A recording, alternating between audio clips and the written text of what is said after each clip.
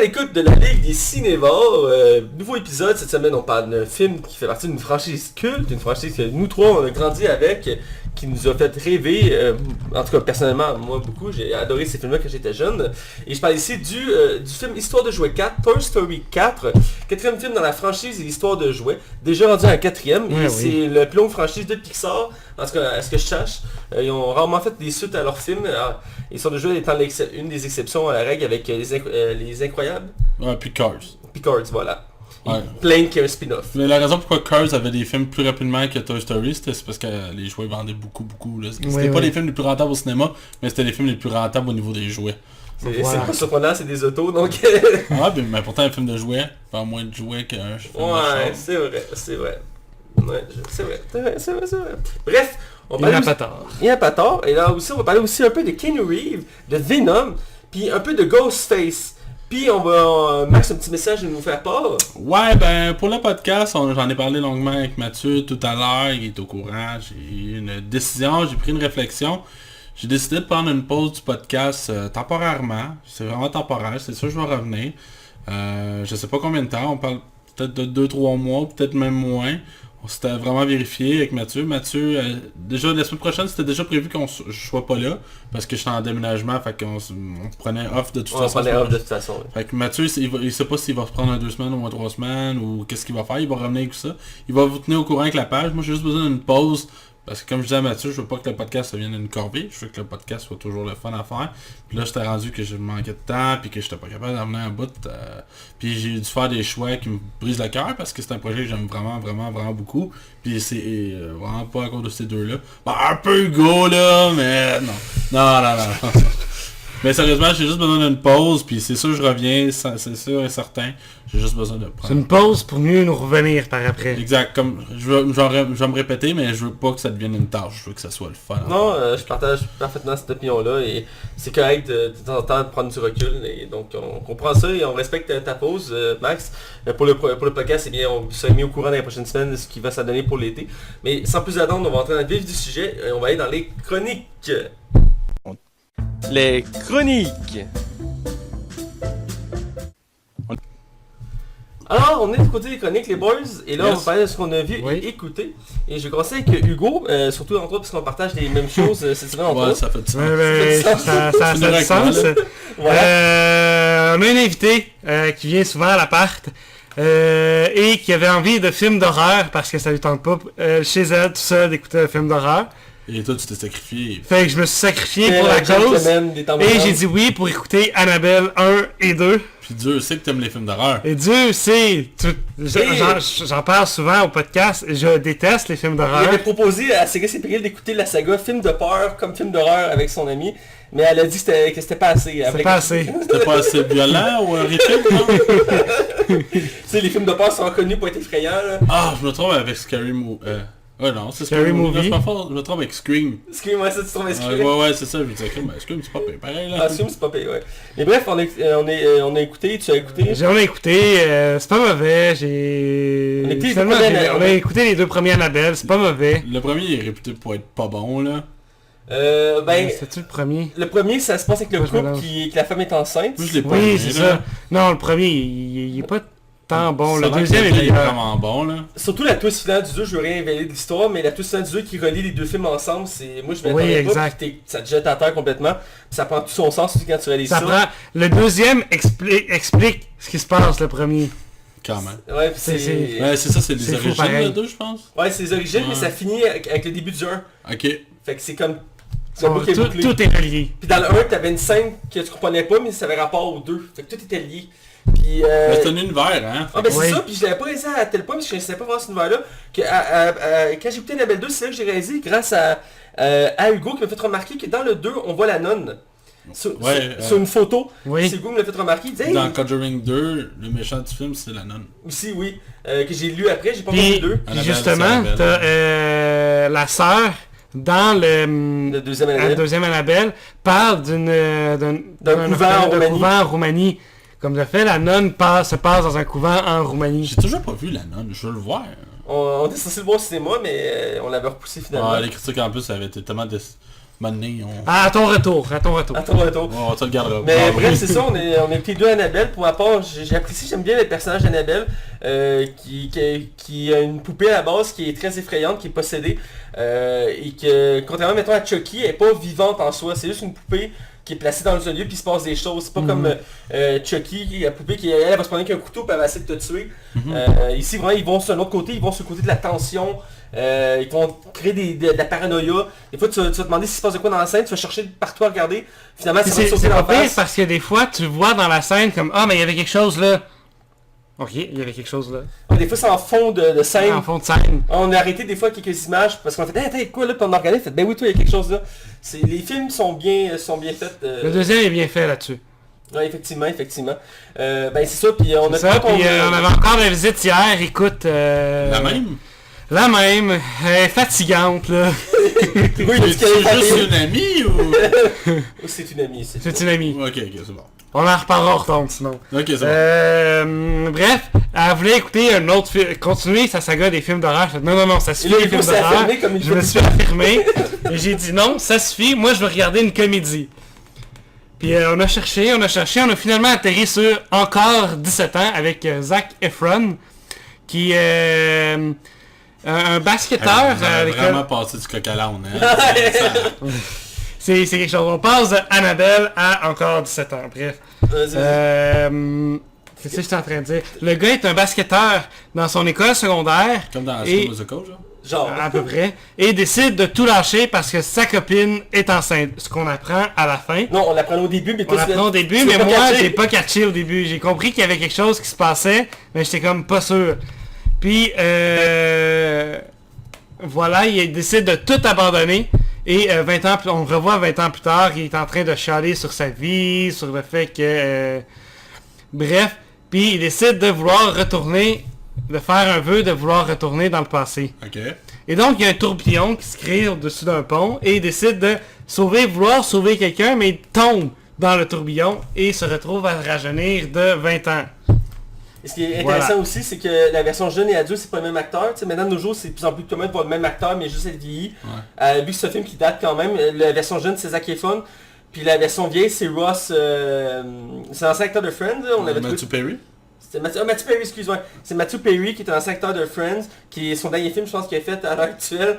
C'est le dernier qu'il a fait. Qui est un excellent acteur, moi je le trouve très bon, entre autres dans Friends. Ici, la version vieille de Zac Efron, et dans le fond, sa vie va être chamboulée, vu qu'il est redevenu jeune, mais dans le présent. Il va vouloir comme refaire sa vie. Et c'est une bonne comédie. C'est quand même une comédie intéressante. C'est quand même une bonne comédie intéressante. À la base, Zac Efron, à part High School Musical, j'ai jamais vraiment trippé sur lui. Mais là-dedans, c'est dans ses premiers films qu'il faisait hors Disney. Et même s'il y a beaucoup de liens qu'on peut faire, il se démarque bien. C'est une bonne comédie, c'est écoute un bon dimanche plus vieux après-midi. Il y a une bonne morale aussi au film. Oui, il y a une bonne morale. À la fin, il vient te raconter des affaires. C'est comme, je disais à mon ami à côté, il faudrait que tu l'écoutes.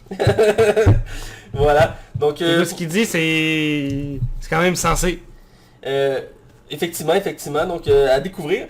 Pour qu'on relance les films, vu qu'il y a une soirée, Hugo n'était pas là, j'ai écouté un autre film d'horreur avec notre amie, qu'on a en commun, car elle voulait encore une fois écouter un film d'horreur. On était parti d'une bande de Conjuring que tu m'avais beaucoup vendu il y a un certain temps. Déjà, je me rappelle encore, tu m'avais dit que c'était un des meilleurs univers d'horreur. Conjuring, c'est dans mes préférés. À découvrir. Et donc, on s'est lancé, on a écouté Annabelle, qui était un spin-off de l'univers de Conjuring. Et donc on s'est lancé, on a écouté le premier Conjuring, que je n'avais jamais vu, mais je connaissais la prémisse. On suit les Warren, qui étaient reconnus à l'époque pour les plus grands experts. C'est ça que je trouve bon, moi, en fait, c'est de suivre ces deux personnages-là. C'est pas des victimes pognées avec un monstre, c'est des enquêteurs. C'est ça que je trouve intéressant. Puis tu sais, le film il était peurant, mais c'est plus au niveau de l'ambiance. C'est pas du jumpscare à gogo tout le temps. Je trouve vraiment que c'est une mise en scène. Il y a souvent des plans séquences dans le film qui rendent ça genre super des grosses tensions. C'est pour ça que moi j'adore Conjuring 1 et 2. Tu décris parfaitement ce qu'on ressent dans le film. J'ai vraiment apprécié le film. Il est effrayant, mais c'est bien dosé, puis c'est surtout d'ambiance. C'est monté comme une antenne, comme tu dis. Et on suit, comme je dis, le couple des Warren qui existe et qui était les conseillers les plus grands experts dans leur domaine. Madame Warren est morte en plus, il n'y a pas longtemps. Il n'y a pas longtemps exactement. Et vraiment, ils transposent bien ce duo-là parce que à la fin, tu as des comparatifs d'un, ils ont pris des acteurs qui ressemblaient quand même beaucoup. Puis, à la fin, ça tourne autour d'une de leurs plus grosses enquêtes qu'ils ont eues. C'est une maison qui était hantée en campagne aux États-Unis. Et ils se sont rendus là pour enquêter. Et dans le fond, on suit en parallèle la vie des Warren et en parallèle ce qui se déroule dans cette maison-là. Et on suit comme deux familles. Et au final, il y a une conclusion qui s'en sort de là. Et on découvre vraiment l'ampleur de ce qu'étaient les Warren. Parce qu'en même temps, c'est un peu comme leur histoire à eux. Et c'est vraiment incroyable ce qu'ils ont vécu, ce qu'ils vivent. Et c'est fou de penser que ça peut être réel, ce qu'on voit. Dans ça, c'est sûr que c'est amplifié parce que c'est le cinéma. Mais c'est basé sur des vrais événements qui sont arrivés. Donc c'est là que c'est encore plus flippant, moi je trouve. Parce que tu dis, c'est quelque chose comme ça est arrivé.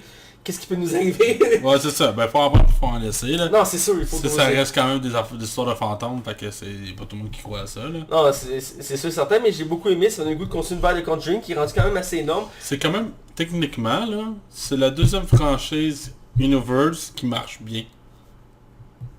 Ouais, financièrement, là, ça fait plus d'argent que DC dans ce moment-là.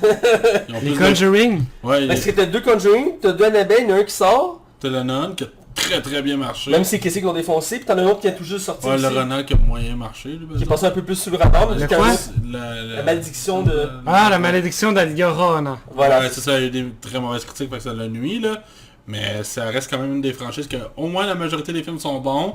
Malgré que quand ils sont pas bons, ils sont vraiment pas bons, c'est ça le problème qu'il y a. Mais dans l'ensemble, ça marche mieux que DC en ce moment. Effectivement, je voulais ajouter avant de finir là-dessus que y a le réalisateur qui est James Wan qui s'occupe vraiment de l'univers des Conjuring.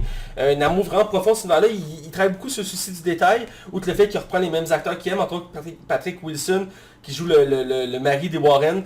C'est lui qui va jouer le méchant dans Aquaman, ou le fait qu'il dirige le film. Mais je l'aime beaucoup, moi, Patrick Wilson. Je trouve vraiment que il est très bon, je l'avais beaucoup aimé dans Watchmen.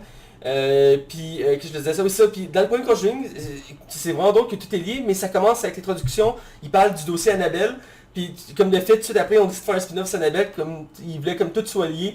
Puis vraiment, il y a au moins 10-15 minutes qui parle d'Annabelle, il y a comme une vidéo avec des étudiants, puis il explique c'est quoi la poupée, puis qu'est-ce qui a causé comme problème, qu'est-ce qu'ils ont fait.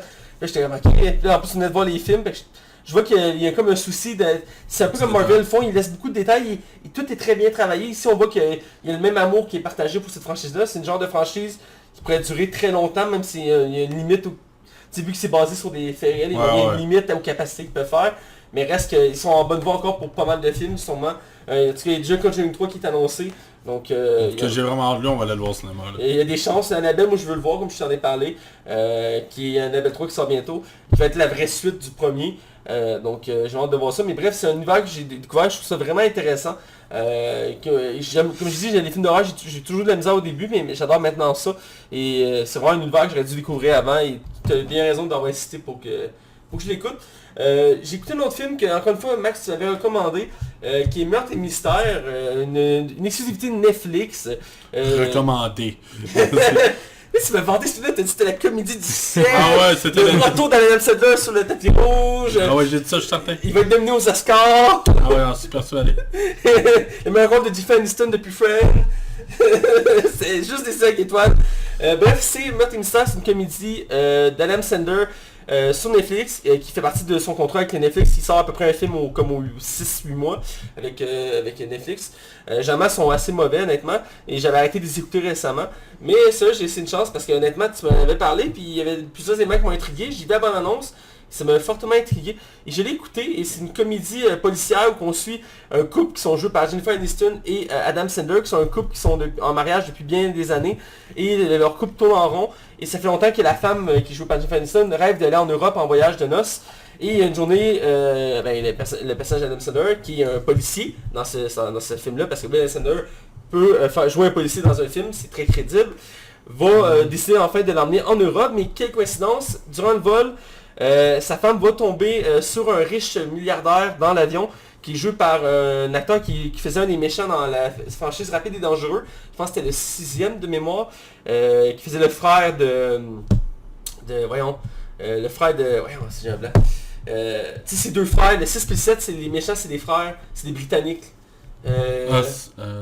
Le 6e, c'est là qu'on découvre que la copine de Vin Diesel n'est pas morte, qu'elle était avec ce gars-là.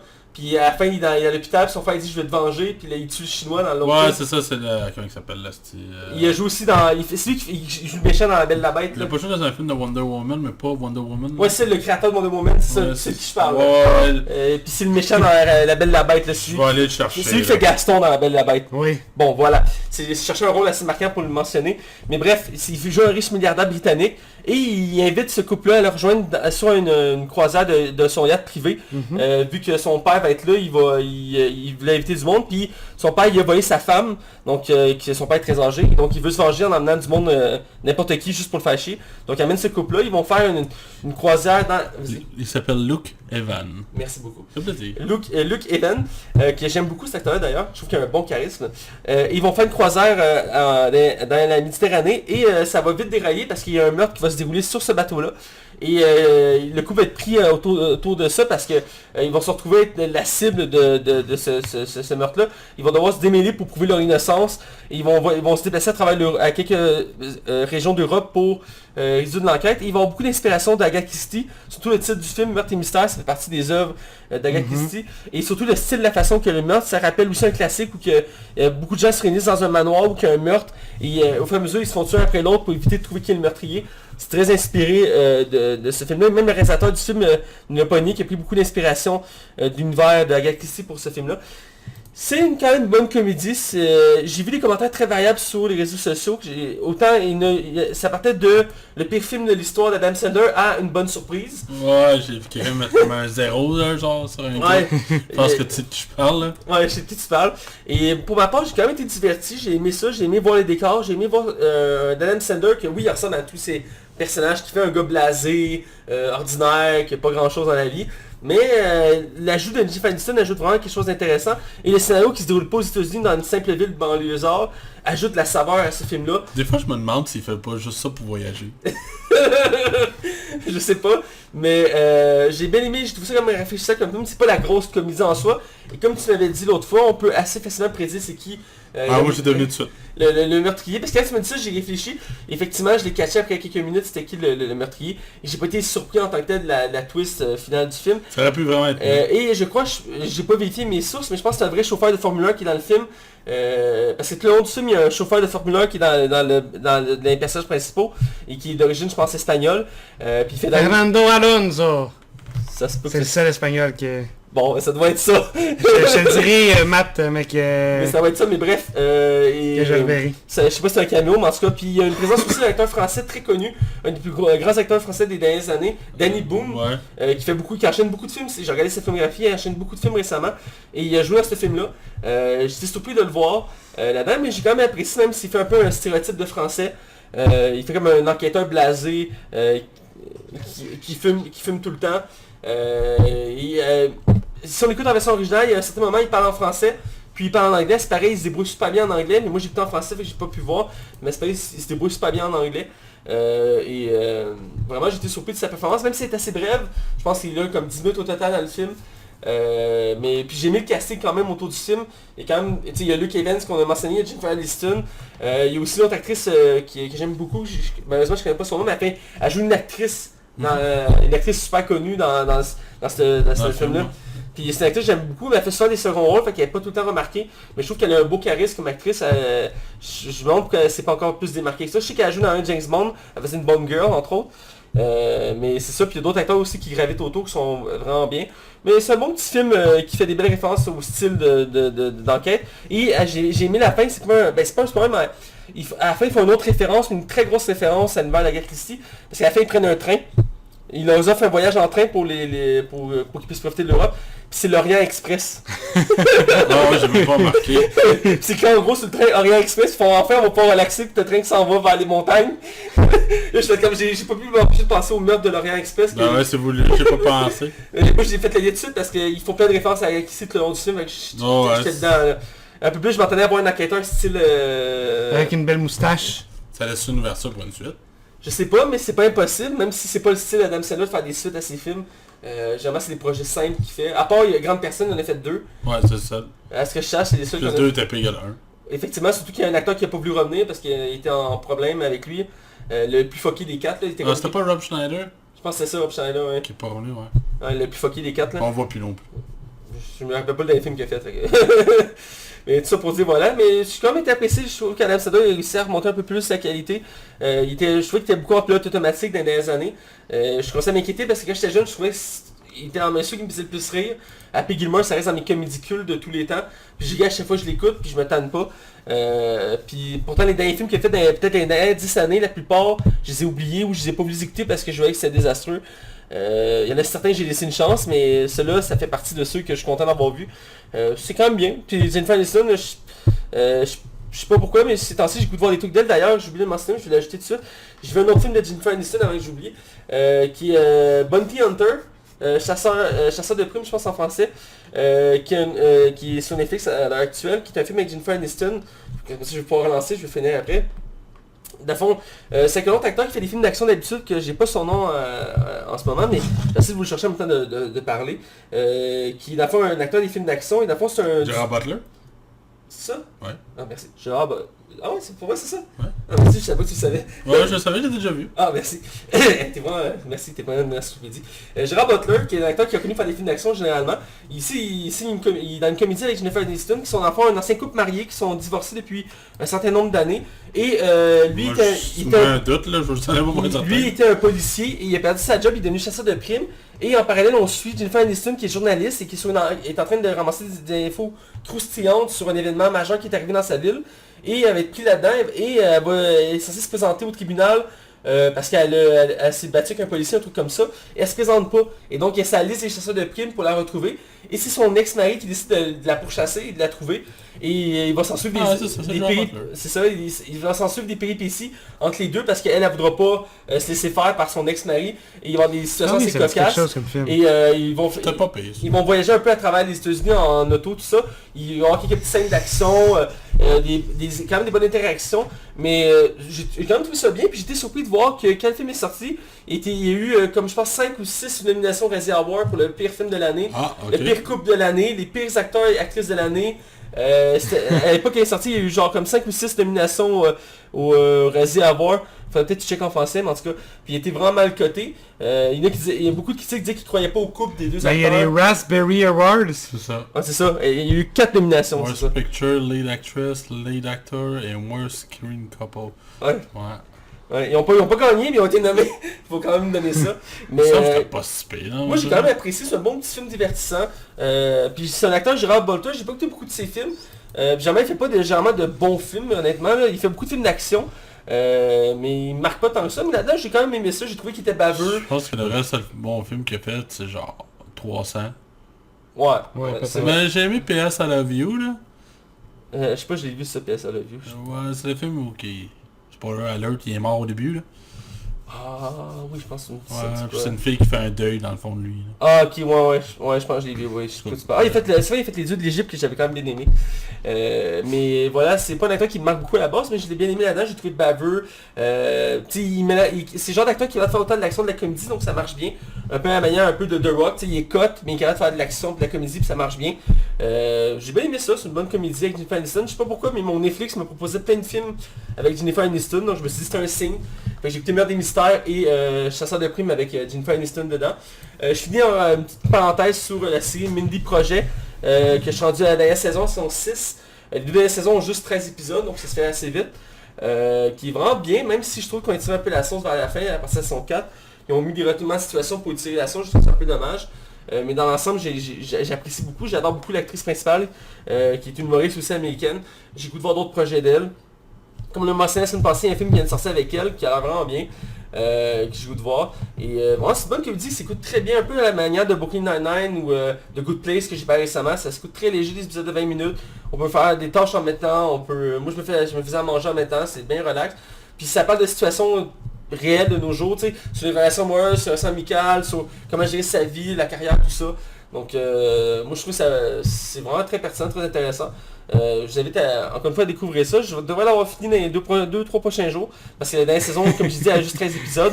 Donc ça se fait assez vite. Des épisodes de 20 minutes, donc ça se fait très vite. Donc voilà.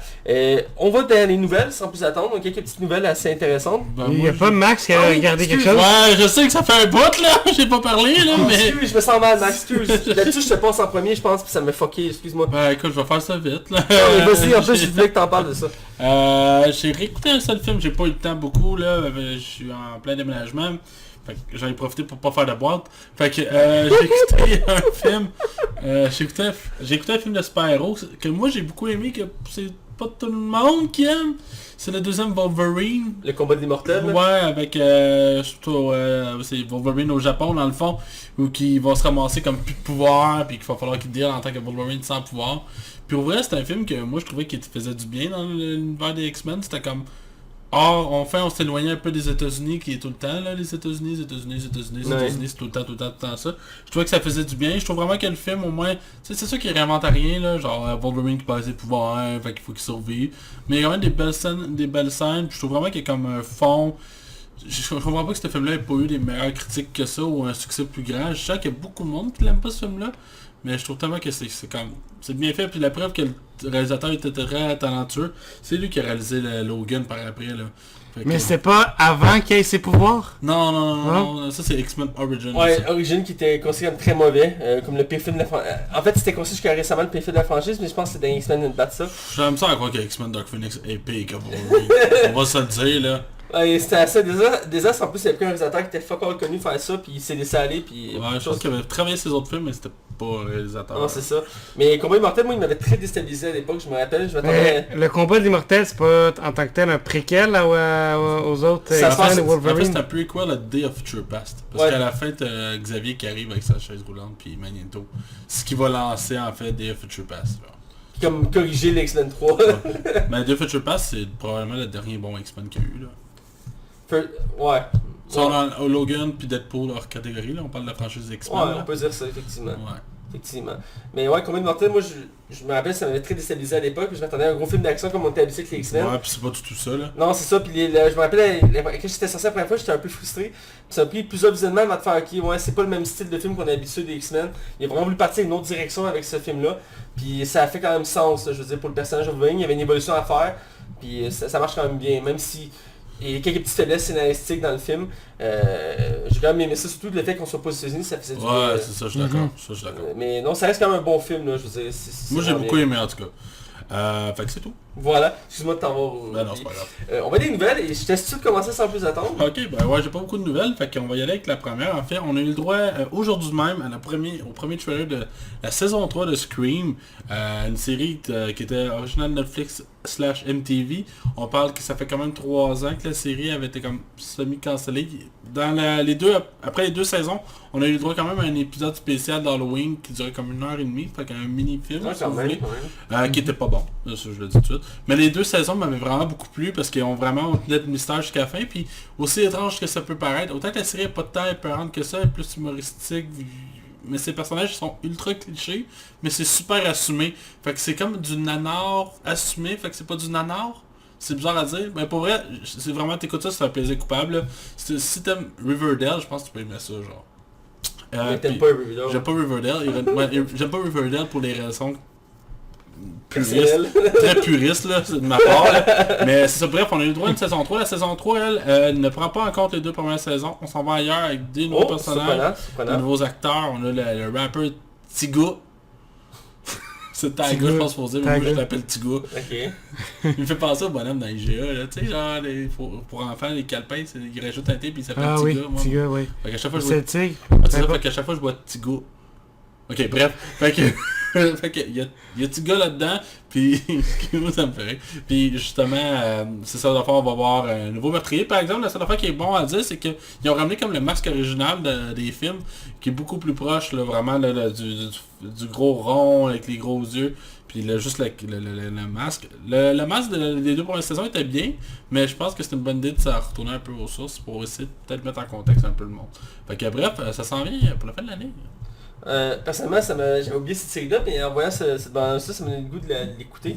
Même si je sais qu'il me semble à l'époque qu'il y avait des critiques assez mitigées de la série. Mais moi, le monde que je connais, ils l'ont aimé. J'imagine que c'est la franchise, ça aide beaucoup aussi, parce que à la base, c'est quand même une bonne franchise de films. Là. Toi et moi, les aime, les films en plus, fait que ça aidait. Là. Même si, il me semble que le 4ème est quand même assez moyen. Là. Moi, je l'aime beaucoup, le 4. C'est le 3 que j'aime pas. Le 3, je me rappelle un peu, mais ça fait longtemps, ça fait des années que je l'ai écouté. Mais le 1, c'est toujours excellent à écouter. Là. Ouais, là, pas vieilli. Je l'ai écouté plusieurs fois, puis j'aime toujours l'écouter. Il est bien fait, là, il est très bien fait. Il déconstruit tout. Ouais, c'est ça c'est très déstabilisant. Petite précision, la saison 3 est juste 6 épisodes, comparativement à l'autre qui était comme 12-13. Scream n'est pas à la base des films aussi? Ouais, c'est ça. Oui, ok, parfait. C'est ça que je venais de dire pendant les 5 minutes, mais oui, c'est pas ça. Tu suis, c'est bon. Ok, je te laisse avec la coke, là. Je te laisse avec ta nouvelle. La colle. Ouais. La première nouvelle, c'est dans l'univers de Marvel, pour un film qu'on attend tous avec impatience, qui a été une suite d'un grand film de Marvel qui est sorti cette année, que Max a acclamé et qui en a parlé à tout le monde, qui est Venom 2, qui a été quasi annoncé après la suite de la sortie de Venom 1, même s'il y a eu des critiques très violentes envers ce film-là. Violente, tu dis, ta parouette s'est fait démolir. Ben, c'est ça que je voulais dire, là. C'est épouvantable comme film aussi, je crois. Ben, quand tu fais des suites à des mauvais films, faut le faire. Hein. Puis moi, ce qui me surprend le plus, c'est ta nouvelle, là, vas-y, genre... Ben tu sais, pour continuer ton commentaire, il a quand même fait 5 Sharknado, là, mais... Ouais, mais c'est pas au cinéma. Ouais, c'est vrai. Mais ça pour dire que c'est confirmé, Tom Hardy reprend son rôle on m'a dit Tom Hardy, mais c'est pas Tom Hardy, je voulais dire, c'est de Eddie Brock, qui joue Venom dans le fond, qui est le personnage central de... Tom Hardy reprend... Ouais, il reprend le rôle d'Eddie Brock, qui est Venom. Donc... Et qui est Venom et Spider-Man, que Spider-Man est... Ok, non. On va aller loin. Et donc, pour Venom 2, qui devrait sortir d'ici 2 ans, parce que le prochain film va être Morbius, qui devrait sortir, je pense que c'est l'hiver prochain, qui est le film qui met en vedette Jared Leto dans le rôle d'un vampire, dans une univers de Spider-Man sans Spider-Man, donc bref, un film de vampire. Comme dirait Marsan. Ah ouais, on a un ami qui est comme moi, je vois pas l'intérêt de Morbius, pourquoi? C'est un film de vampire. Ouais. Genre, qui va se passer genre à New York, là, tu sais. Mais ouais. Mais tout ça pour dire qu'il est confirmé. C'est pas mal le premier acteur du premier film qui est confirmé. À date, le reste du casting n'a pas été confirmé. Même l'actrice principale avait dit qu'elle était pas prête à revenir pour le second. Donc il y a des chances qu'on la revoie pas. Mais c'est pas encore... De toute façon, elle s'emmerdait tellement. Exact. De toute façon, Eddie Brock et elle se sont séparés, là. Ouais, de toute façon, à la fin, ils finissent pas. Il y a comme un teaser à la fin qui montre qu'ils sont comme encore ensemble, là. Ouais, je suis plus sûr. Parce qu'à la fin, il va avoir, puis genre... Micro Stanley.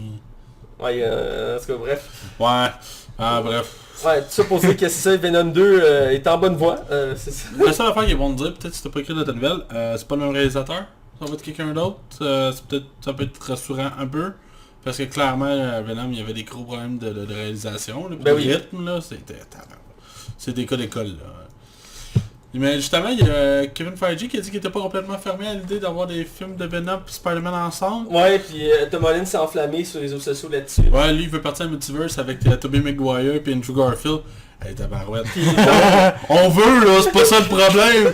C'est essaie de convaincre Andrew Garfield et Tobey Maguire de ramener. Déjà là, en partant t'as un défi, puis de deux, comment tu veux faire ça? Puis il voulait que Tom Hardy soit le méchant principal, là, puis... Lui, c'est parce qu'il vit dans un autre monde, là. Écoute, si ce film-là arrive, ça va faire plus d'argent qu'Avengers. C'est 3 Spider-Man dans le même film. Hey, imagine, tu ramènes tous les autres qui ont trippé sur Tobey Maguire, puis il y en a en tabarnak, puis t'as tous ceux qui ont aimé, les 2 personnes qui ont aimé le The Amazing, tu sais, ça va amener au moins 1 million 2 personnes, là, tu sais. 1 million 2 personnes. Les 2 personnes sont lui et lui. Yeah! J'ai aimé le premier Amazing Spider-Man. J'ai beaucoup aimé le premier Amazing Spider-Man. Le deuxième il est bien, mais non, il y a beaucoup de défauts. Il y a beaucoup de défauts. Enfin, il y a ses qualités, j'ai trop peur. Tout ça pour dire, voilà, donc une nouvelle pour Venom 2. Voilà, donc je te laisse conseiller avec ta prochaine nouvelle. Une autre bonne nouvelle, une suite que monsieur Danny Boyle a annoncé lui-même. C'est Danny Boyle, c'est lui qui avait réalisé les 2 premiers films de la franchise. On parle bien ici de 28 jours plus tard et 28 semaines plus tard. C'est un des premiers films de zombies où que les zombies ne sont pas qualifiés comme des zombies, mais bien les infectés. C'est en fait du monde qui sont infectés, dans le fond, qui ont les mêmes réflexes que les zombies, mais qui sont ultra rapides, qui vont le courir après. Le concept du film à la base, ça ressemble un peu à I Am the Legend. Le 28 jours plus tard, ça commençait où tu avais un personnage qui se réveillait comme du coma, puis qui regarde dans la rue, puis qui se promène dans la rue, puis qu'il n'y a pas un chat, puis qu'il n'y a plus rien, puis il sait pas qu'est-ce qui s'est passé. Enfin, on apprend au fur et à mesure du film que c'était une invasion de zombies. Ce film-là est rendu, le premier, là, surtout, il est rendu vraiment un film culte, que vraiment, je pense que mis Danny Boyle vraiment sur la map à ce moment-là. Il y a eu sa suite par la suite. 28 semaines plus tard, si je me rappelle bien, je pense qu'il y avait Jeremy Renner en plus dans ce film-là. Faudrait que je vérifie pour être certain de ce que je vous dis, là. Mais c'était un film aussi on avait les mêmes thèmes. Le premier, ça n'est plus indépendant que le deuxième. Mais c'est vraiment une bonne franchise. Puis là, Danny Boyle a enfin officialisé qu'il y aurait une suite à ce film-là. On ne sait pas particulièrement quand. Ça s'en est peut-être pour 2020. 2021, on n'a pas de date. Mais ça fait quoi, 28 mois plus tard? Ou 28 ans plus tard, moi je verrai un ou l'autre, mais c'est sûr que ça va être quelque chose comme ça. Bref, moi je suis vraiment content. Ouais, les deux premiers films étaient très bons, là. Je pense pas que je les ai pas vus. Okay. C'est des films d'horreur. Mais ouais, c'est pas tant des films d'horreur, c'est plus des films d'ambiance. C'est quoi? C'est horreur, suspense horreur? Ouais, je dirais plus ça. Suspense horrifique. Si t'as pas tant peur que ça, c'est juste que tout marche dans l'ambiance. Tu sais, mettons que un moment donné, ils sont dans une bâtisse où il y a comme l'armée, puis des fois tu vas juste voir les zombies courir devant les fenêtres. C'est juste ça que tu vas voir, mais il n'y a pas de total, là. C'est juste... Tu sais qu'il y a quelque chose dehors. Mais ce film-là joue beaucoup avec ça, genre.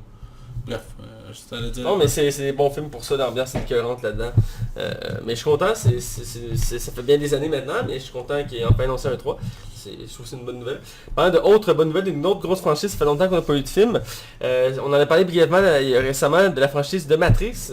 On a entendu dire qu'il y allait réaliser un 4e film qui est toujours en phase embryonnaire de projet, mais une double nouvelle est sortie. D'un, Keanu Reeves ne reviendrait pas au casting du film, mais il y aurait un nouvel acteur principal qui viendrait le remplacer, un acteur de poids, Michael B. Jordan, qui est en pleine vogue en ce moment à Hollywood. Il a enchaîné 2 Creed, Black Panthers entre autres. Puis ils en faire le 2. Hein? Ils vont faire le 2. Ouais, ils vont faire le 2. Il va être dans le 2, c'est officiel. Là. Voilà. Puis il va peut-être avoir un Creed 3, on sait pas. Ce genre de franchise-là, souvent ils en font plusieurs, donc c'est pas impossible. Donc il est en pleine vogue, il faut oublier les 4 Fantastiques où il était assez mauvais. Même si, en tout cas, bref. Ouais, ben ça arrive à tout le monde, les erreurs. Supposé qu'il serait le nouvel acteur principal de la nouvelle saga de la Matrice. Ils n'ont pas encore dit si c'était une suite, une préquelle, un reboot, un make. C'est pas encore ça à 100%, on n'a pas beaucoup d'éléments. Mais le nouveau personnage principal ne serait plus Keanu Reeves, qui jouait Neo, mais ce serait Michael B. Jordan. Moi, ce que j'ai lu, c'est que ce serait un film dans l'univers de...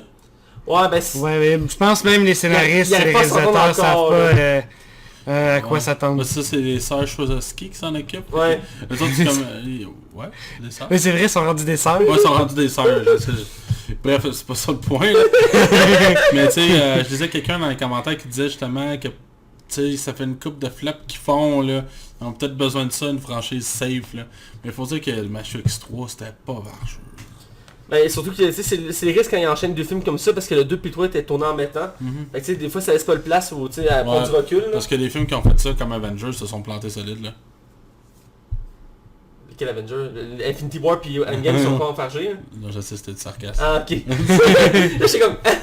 non, mais c'est autre Avenger, généralement quand tu colles des projets comme ça, c'est pas tout le temps une bonne chose. Le Twilight, ça a bien marché. Twilight? Le part 1 puis 2, là, tout le monde aime ça. Hunger Game aussi, rendu là. Hunger Game, tout le monde dit que le part 1 est assez mauvais, c'est le 2 qui est vraiment bon. Ouais, je suis d'accord.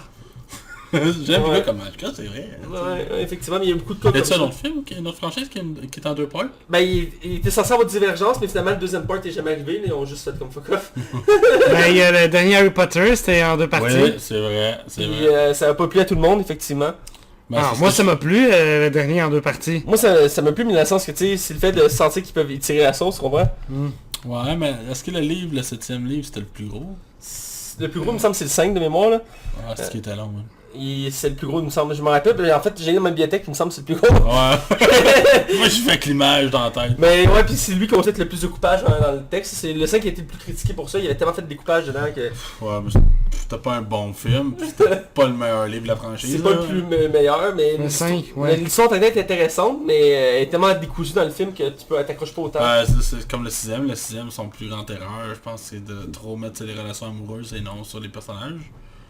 Ils ont comme voulu rattraper un peu le 5 qui avait mis ça de côté pour l'intrigue. Mais les films d'Harry Potter sont jamais mauvais. Non, ça non. Ils ont jamais été mauvais. T'en as des moins bons, mais t'en as des très bons. D'où le choc du deuxième Animaux Fantastiques qui a vraiment été déplu au public. C'est probablement le moins bon film de la franchise. C'est le moins bien coté, là. J'avais lu que c'est le moins bien coté. Je me souviens, Hugo qui très rare Harry Potter. C'est quoi le pire film de la franchise Harry Potter? Ah, le pire? Fantastic Beasts compris. Ah, Fantastic Beasts, pas compris, tu dis? Non, compris. Je dirais le deuxième Fantastic Beasts, comme je trouve long, on dirait qu'il y a comme une transition, comme on l'a critiqué, on dirait que c'est une transition entre le 1 et le 3. Sinon, si je mets les Harry Potter... C'est le 5. Le 5, c'est avec... L'Ordre du Phénix. Ouais. L'Ordre du Phénix. Ben, il y a un personnage là-dedans que j'aime pas, donc... Mais vraiment, on parle en qualité, là.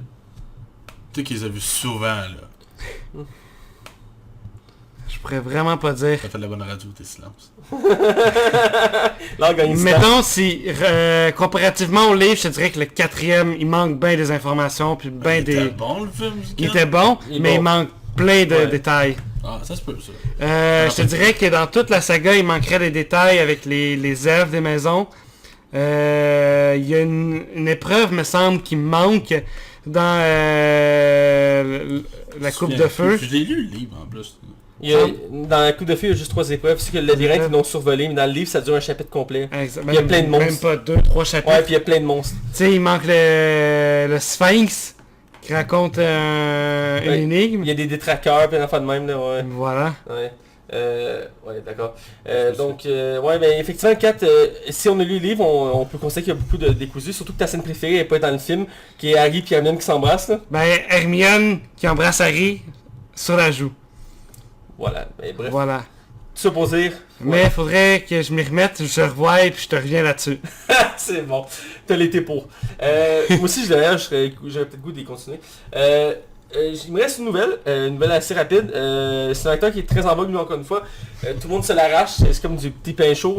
C'est le nouveau Chuck Norris, là. C'est le nouveau Chuck Norris, même il y a des mimes que Chuck Norris il lègue. C'est clé, là. Ouais, c'est clé, genre. C'est Keanu Reeves qui, depuis la saga John Wick, qui est d'un retour au grand écran en feu et tout le monde tripe sur lui. Il est en sang. Écoute, c'est débile. Et Marvel sont pressés d'annoncer qu'il est en discussion avec lui pour y trouver un rôle dans la phase 4. À date, c'est sa ligne pour être le film de Eternal, avec entre autres Angelina Jolie qui a été confirmée au casting. Mais son rôle n'est pas encore situé, il cherche un rôle parfait pour lui. Il faut quand même préciser qu'il a quand même 50 ans que, fait que c'est pas évident de trouver un rôle. Mais il est encore très en forme. Oui, il est en forme, mais c'est pas évident de trouver un rôle d'un personnage clé au niveau de Marvel.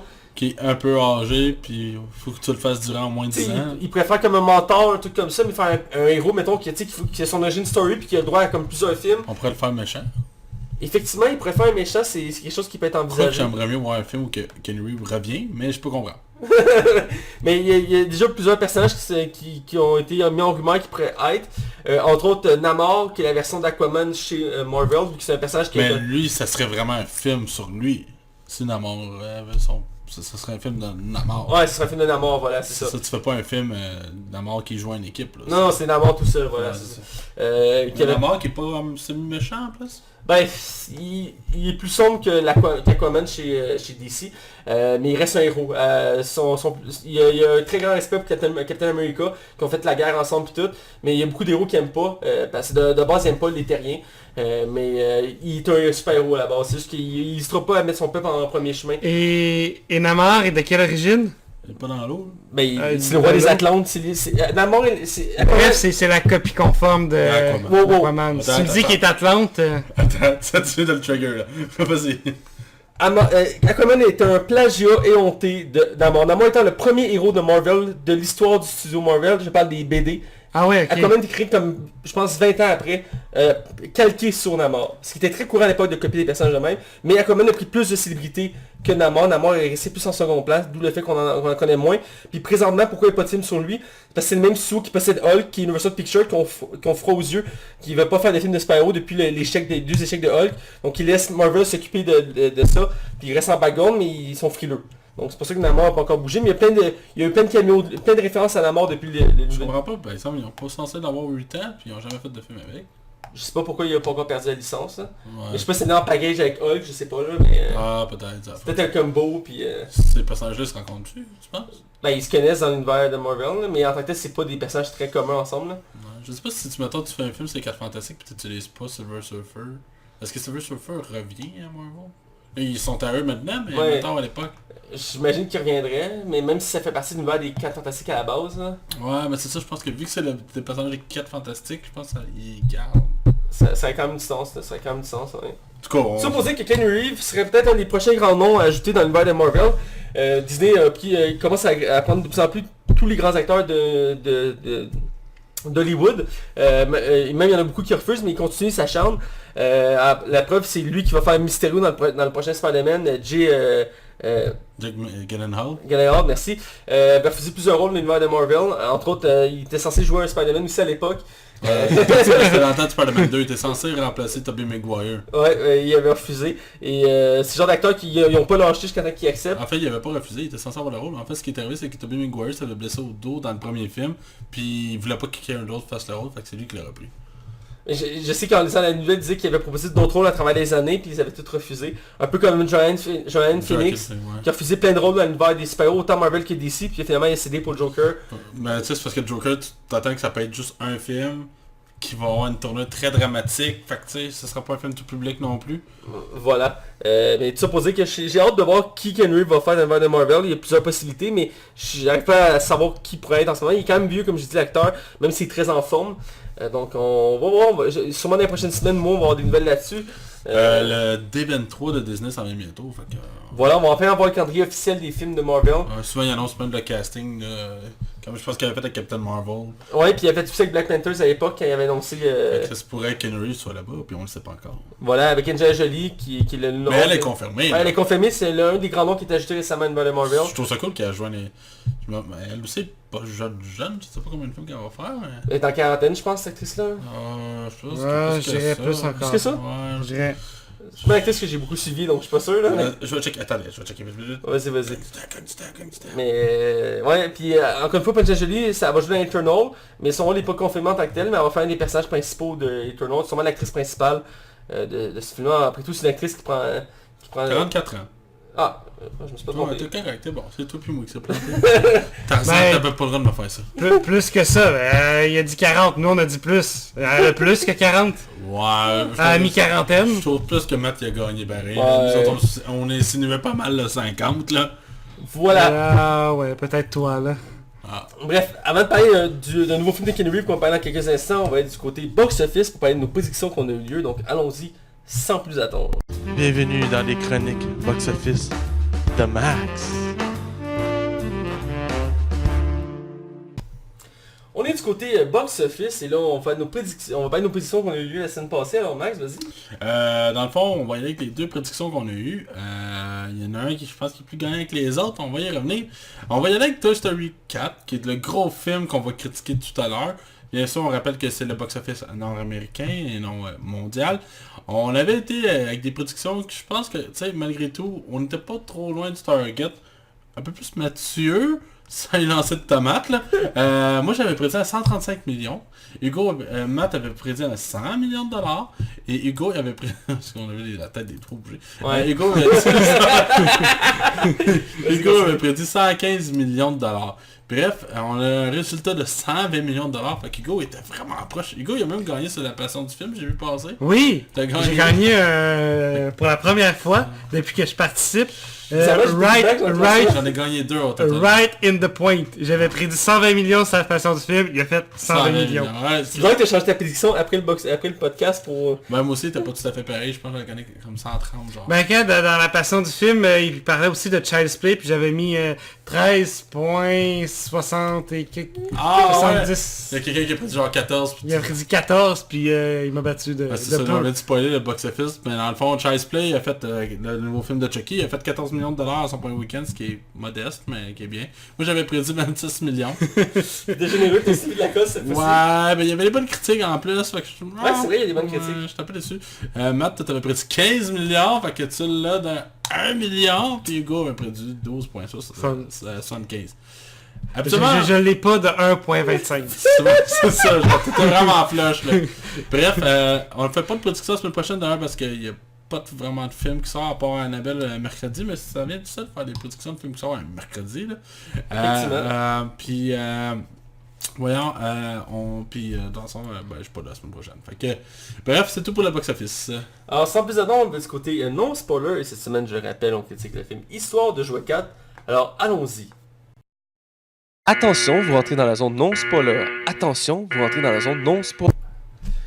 Nous sommes du côté non spoiler et cette semaine, je rappelle, on critique le film Histoire de jouer 4 ou Toy Story 4 parce que je crois que c'est juste une traduction québécoise, Histoire de jouer, pour les films de cette franchise-là. Ouais, je pense qu'en France c'est Toy Story aussi. Ouais, il me semble aussi. On a notre propre traduction française ici de ce titre-là. Ça fait du sens. Ça fait tellement de sens, faut pas que c'est bien traduit. Histoire de jouer 4, qui est le 4e film de la franchise, mais il faut préciser qu'il y a quand même, je pense qu'il y a au moins un ou deux spin-offs d'univers de Histoire de jouer qui existent. Il y avait un petit film, un court-métrage de spécial Halloween qui était sorti. Je pense qu'il était sorti après le 3, mais qui se passe entre le 2 et le 3. Il n'y a pas un qui sont comme sur une croisière aussi? Il me semble aussi, ouais. Ils ont fait quelques petits courts films. Je pense qu'il y a une courte série aussi, Disney, Histoire de jouets, qui se passe, je pense, entre le 2 et le 3, encore une fois. C'était pour vendre le film de Disney. Ils ont même annoncé une autre série, justement, pour vendre le quatrième film. Il y a une série Disney+, là, sortie pour les enfants, dans l'univers d'Histoire de jeux, pour vendre le 4e film. Ils font tout le temps ça maintenant, Disney, c'est comme de base. Mais bref, c'est le 4e film, réalisé par Josh Cooley. C'est son premier gros film. Il a fait juste des gros métrages d'animation chez Disney. Ce qui est quand même pas rien, parce que quand tu des courts métrages d'animation chez Disney, c'est que t'es quand même dans le top qualité. Ouais. Je veux dire, surtout pour Pixar, eux, c'est la crème de la crème de la crème. Là. Ce gars-là, il a travaillé aussi dans les films Cars et Incredibles. Il a toujours été dans les Pixar. Là. On le sent aussi dans le film, là, il a pas fait n'importe quoi avec le film non plus. Ben, tu vois que Disney faisait confiance. Là, quand tu lui donnes une de tes plus grosses franchises comme Toy Story, c'est que tu as confiance au gars. Ah, mais ça. Dans le casting, on a le retour de toutes les voix classiques de la franchise. On a Tom Hanks dans le rôle de Woody, qui est le cowboy principal du film. On a Tim Allen dans le rôle de Buzz Lightyear, l'astronaute de l'espace. On a le retour du personnage de Bo Peep, qui est la bergère en français, qui joue par Annie Potts, qui était pas dans le 3e film. Ouais. Elle était absente. Oui, on le comprend pourquoi dans le film. Il y a une explication, on viendra là-dessus. On a un nouveau personnage central de l'histoire qui est Forky. Forky, merci. Forky, excuse-moi, Matt.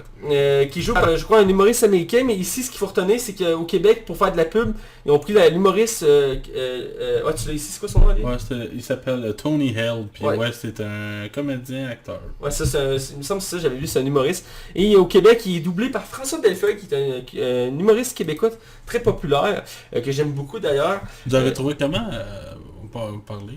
J'ai quand même apprécié. Moi j'ai quand même apprécié, tu sais, on comprend, on sait que c'est lui qui parle, mais c'est quand même moins marquant que Martin Matt. C'est Matt qui on se disait ça. C'est moins marquant que Martin Matt, mais tu l'entends pareil. Il s'est pas risqué à changer sa voix, il a gardé sa voix normale. Exact. Aussi, Moi je trouvais que ça faussait avec les autres. Je trouvais tellement que c'est Andy, pas Andy, Woody ça fitait beaucoup, genre tu sais, t'es tellement habitué que ça fait 4 films. Je trouvais que lui ça, je sais pas, il y avait un petit quelque chose qui me gossait, mais c'était vraiment pas si pire que ça, là. Je sors pas pour Charlie, là. Mais, ouais. Et un autre gros ajout à la franchise des histoires de jouets, c'est le personnage de Duke Caboon, joué par Keanu Reeves, qui tout de suite après le John Wick 3 a enchaîné Histoire de jouets 4. Voilà, il ne s'arrête jamais. Qui joue Duke Caboon, qui est un cascadeur canadien, un jouet cascadeur canadien. Franco-canadien. Ouais, et qui représente bien le Canada. Exactement. On a aussi deux peluches qui vont apparaître dans l'histoire, qui vont être reliés ensemble, qui sont Bunny et Ducky, qui sont joués par John Peel, qui est lui aussi très connu en ce moment, il réalise des films, et Keegan Michael Kay. Qui est souvent son acolyte dans les films que Jordan Peele joue, pas qu'il réalise. Je l'ignorais. Et dans le rôle du nouveau grand, si on peut dire méchant de l'univers, parce qu'à chaque film il est comme un méchant qui cause des problèmes dans l'histoire de jouets. Ici c'est Gabi qui est une poupée, une vieille poupée des années genre je pense 50. Qui est jouée par Christina Hendrick, qui est une actrice que j'aime beaucoup, que j'ai découvert récemment avec la série Mad Men. Puis une série en ce moment exclusive Netflix qui est Mère voleur, je pense, ou tout comme ça. C'est comme 3 mères qui décident de voler le supermarché du coin, qui sont à 3 saisons, je crois, sur Netflix. C'est la première méchante de la franchise aussi? Effectivement. Avant c'était toujours des hommes, si on peut dire, méchants. Il y avait un toutou, il y avait un vieux cowboy. Puis c'était un enfant dans le premier film. Dans le premier film, t'avais un méchant enfant, oui. Dans le deuxième, c'était le père de Buzz, qui est comme un méchant extraterrestre. Ouais, t'avais le vieux avec son... avec sa pioche, qui était lui vraiment le vrai méchant. Ouais, c'est le vrai méchant. Puis dans le troisième, c'était le toutou. Mais c'est le collectionneur aussi, le méchant, parce qu'il va à l'entente de Woody. Ouais, t'avais un humain puis t'avais un jouet. C'était comme un duo qui jouait logique aussi dans l'univers de l'histoire de jouets, ça encadrait bien. Ici, c'est vraiment plus focusé sur les jouets. Il n'y a pas vraiment de personnages humains. À part la famille. Ouais, la famille qu'on suit comme de background. Le père qui pète des coches. Puis Bonnie qui est tout le temps triste ou qui a capote parce que c'est une petite fille qui ses émotions sont intenses. Mais bref, c'est ça, donc c'est Gabi. Et évidemment, tous les personnages de la franchise sont de retour. Donc Monsieur et Madame Patate, T-Rex, etc. sont tous là, Slinky.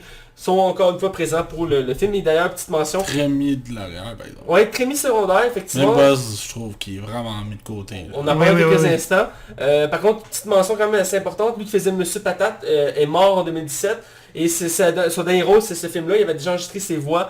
Vu qu'évidemment, comme on vient de mentionner, il était mis en retrait, donc il n'y a pas beaucoup de texte à dire. Donc ils l'ont enregistré d'avance. Donc c'est son film posthume. Mais il faut quand même Puis quand on écoute le film, Monsieur Patate, il parle pas beaucoup dans le film. Non, c'est ça que j'ai mentionné. Mais pourtant, à la base, c'est quand même un personnage assez important. Important. Il était dans les suites qui gravitaient autour des personnages principaux. Oui. Puis il avait un bon humour, puis il achetait des gags assez intéressants dans l'univers. On reviendra là-dessus. Côté critique, Metacritic, on a 84% d'avis professionnels positifs, ce qui est excellent. Public dans la même veine à 82%. Donc c'est un bon succès. Rotten Tomatoes, eux, se sont emballés à 98, c'est quasiment de la perfection. Mais il y a eu 100 pendant un moment en plus. Oui, il y a eu 100 pendant un moment. Puis ils sont seuls la franchise des autres films sur Rotten Tomatoes. Ils tournent tout autour de ça. C'est élevé en temps, là. C'est élevé en temps, maudit, pour une franchise comme ça. Et le public est au rendez-vous avec évidemment 95%, c'est-à-dire que c'est un succès. C'est toujours aussi bon. Je pense que c'est la franchise d'animation avec la meilleure moyenne de points. Je pense qu'il y a une moyenne de 99, genre. Parce qu'il y a 2 films de 100% puis 2 films à 98. Il n'y a rien qui bat ça, là. Non, il n'y a rien qui bat ça, c'est impossible. C'est impossible. Je te laisse avec le budget. On parle d'un budget de 200 millions de dollars, ce qui est colossal. C'est vraiment... Excellent mot, c'est ça, colossal. C'est vraiment beaucoup d'argent, mais il a déjà rapporté 258 millions en son premier week-end, mondialement par exemple. Mais d'ici le week-end prochain, il va probablement doubler sa somme, là, facilement, parce qu'il n'y a rien devant lui. Puis c'est un film d'été, puis les enfants sont en congé, il va rester un moment. Les camps de jour vont y aller, puis les parents, les grands-parents. Les camps de jour, je sais pas, mais... Les camps de jour, je me rappelle, on allait au cinéma. Ouais, j'ai déjà été des sorties de cinéma. Oui, mais ça devient plutôt rare des camps de jour qui vont au cinéma. Ah ouais? Me semble que oui. Tu vas souvent des camps de jour, Hugo? Je me trompe peut-être. Il a travaillé longtemps dans les camps de jour, donc ici. Ah ok, mais pas avec des enfants. Bon. Continuez. Tout le monde sait qu'il y a Hugo, bon bref. Donc, on va critiquer en règle générale le film. Je vais laisser Hugo commencer. Hugo, qu'est-ce que tu as pensé du film? Ah, moi j'ai bien adoré. J'ai passé un bon moment. La fin, elle m'a touché. Matt, tu m'as pas vu, mais j'étais sur le bord de verser une larme, un peu comme tu l'as fait dans Marvel. La fin était touchante. Woody... C'est ça, je vais laisser parce que... Woody fait quelque chose de vraiment touchant à la fin du film. J'ai failli verser une larme. J'ai été une fin surprenante. La fin est surprenante. On s'attendait comme pas à ça, puis même si tu t'envoies des signes tout le long. Là. Exact, puis voilà, j'ai bien apprécié. Ok, moi. C'est difficile pour moi parce que moi je les ai tout aimés, puis je trouve vraiment que le troisième c'était exceptionnel. Je trouvais que c'était un des meilleurs films d'animation, si c'est pas le meilleur qu'on a jamais eu. On avait vraiment une finale où que je trouvais que ça faisait une belle conclusion. Puis c'était comme... J'aimais le fait qu'on donne les jouets à quelqu'un d'autre. C'était comme un nouveau cycle. Puis je me disais, pourquoi faire un quatrième? C'est-tu nécessaire? Puis effectivement, il y a tout le monde... C'est jamais nécessaire. Je pense qu'on est tous d'accord là-dessus. Mais est-ce que le film réussit à la hauteur? Oui, vraiment. Mais c'est probablement lui que j'aime le moins de la franchise. Bref, quoi que le 2... que j'aime beaucoup, là. Je te dirais que c'est comme... Ouais, même je repasse, puis ouais, c'est lui que j'aime le moins. C'est pas parce que le film est pas bon, loin de là. L'animation est hallucinante, là. C'est vraiment beau, là. La première scène avec la pluie, là. Tabarouette, on y croit vraiment. Oui, on y croit. C'est du photoréaliste. C'est vraiment là, impressionnant. Faut dire, le dessin s'est vraiment amélioré avec le temps. Puis j'ai l'impression qu'il y a vraiment eu un gap entre le 3 et le 4, là. Puis Chris, le 3 à l'époque, c'était impressionnant de voir juste le poil de l'ourson mauve, là, tu sais, puis là, là-dedans... je trouve que le film aborde des sujets super, comme, profond pour comme des jeunes. Tu sais, on parle aussi du deuil, on parle de l'amitié, on fait même des petites références homosexuelles avec les deux toutous, qui se lancent des fois des petits surnoms, mais tu sais, on ne mentionne jamais.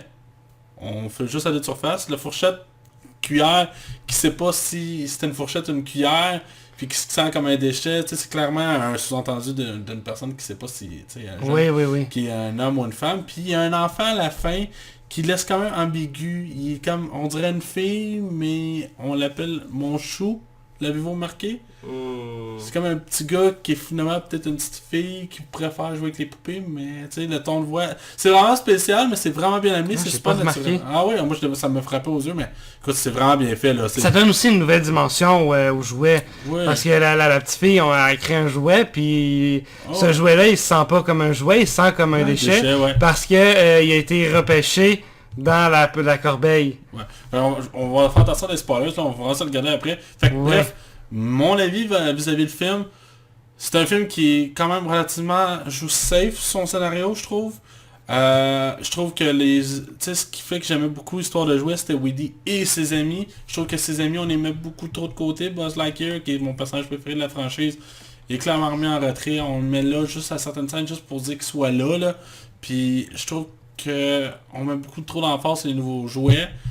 Mais je trouve vraiment que le film véhicule vraiment des bonnes choses. Je sais pas, on dirait que j'ai vraiment beaucoup aimé le film, mais je suis comme mitigé un peu à la fois. Pour moi, c'est comme vraiment le moins bon de la franchise. Mais écoute, tu sais, je veux dire, le film va avoir une bonne note à la fin, je vous rassure. Ok, je te laisse y aller, Mathieu, c'est rare que je te derrière. Oui, Histoire de jouer, ça fait partie de mes franchises de culte d'animation. J'ai grandi avec. Le premier, je l'ai écouté je sais pas combien de fois, je l'ai adoré. Le 3, malheureusement, je l'ai peu écouté. C'est un peu plusieurs tentatives à en écouter au complet. Ça reste un excellent film en soi.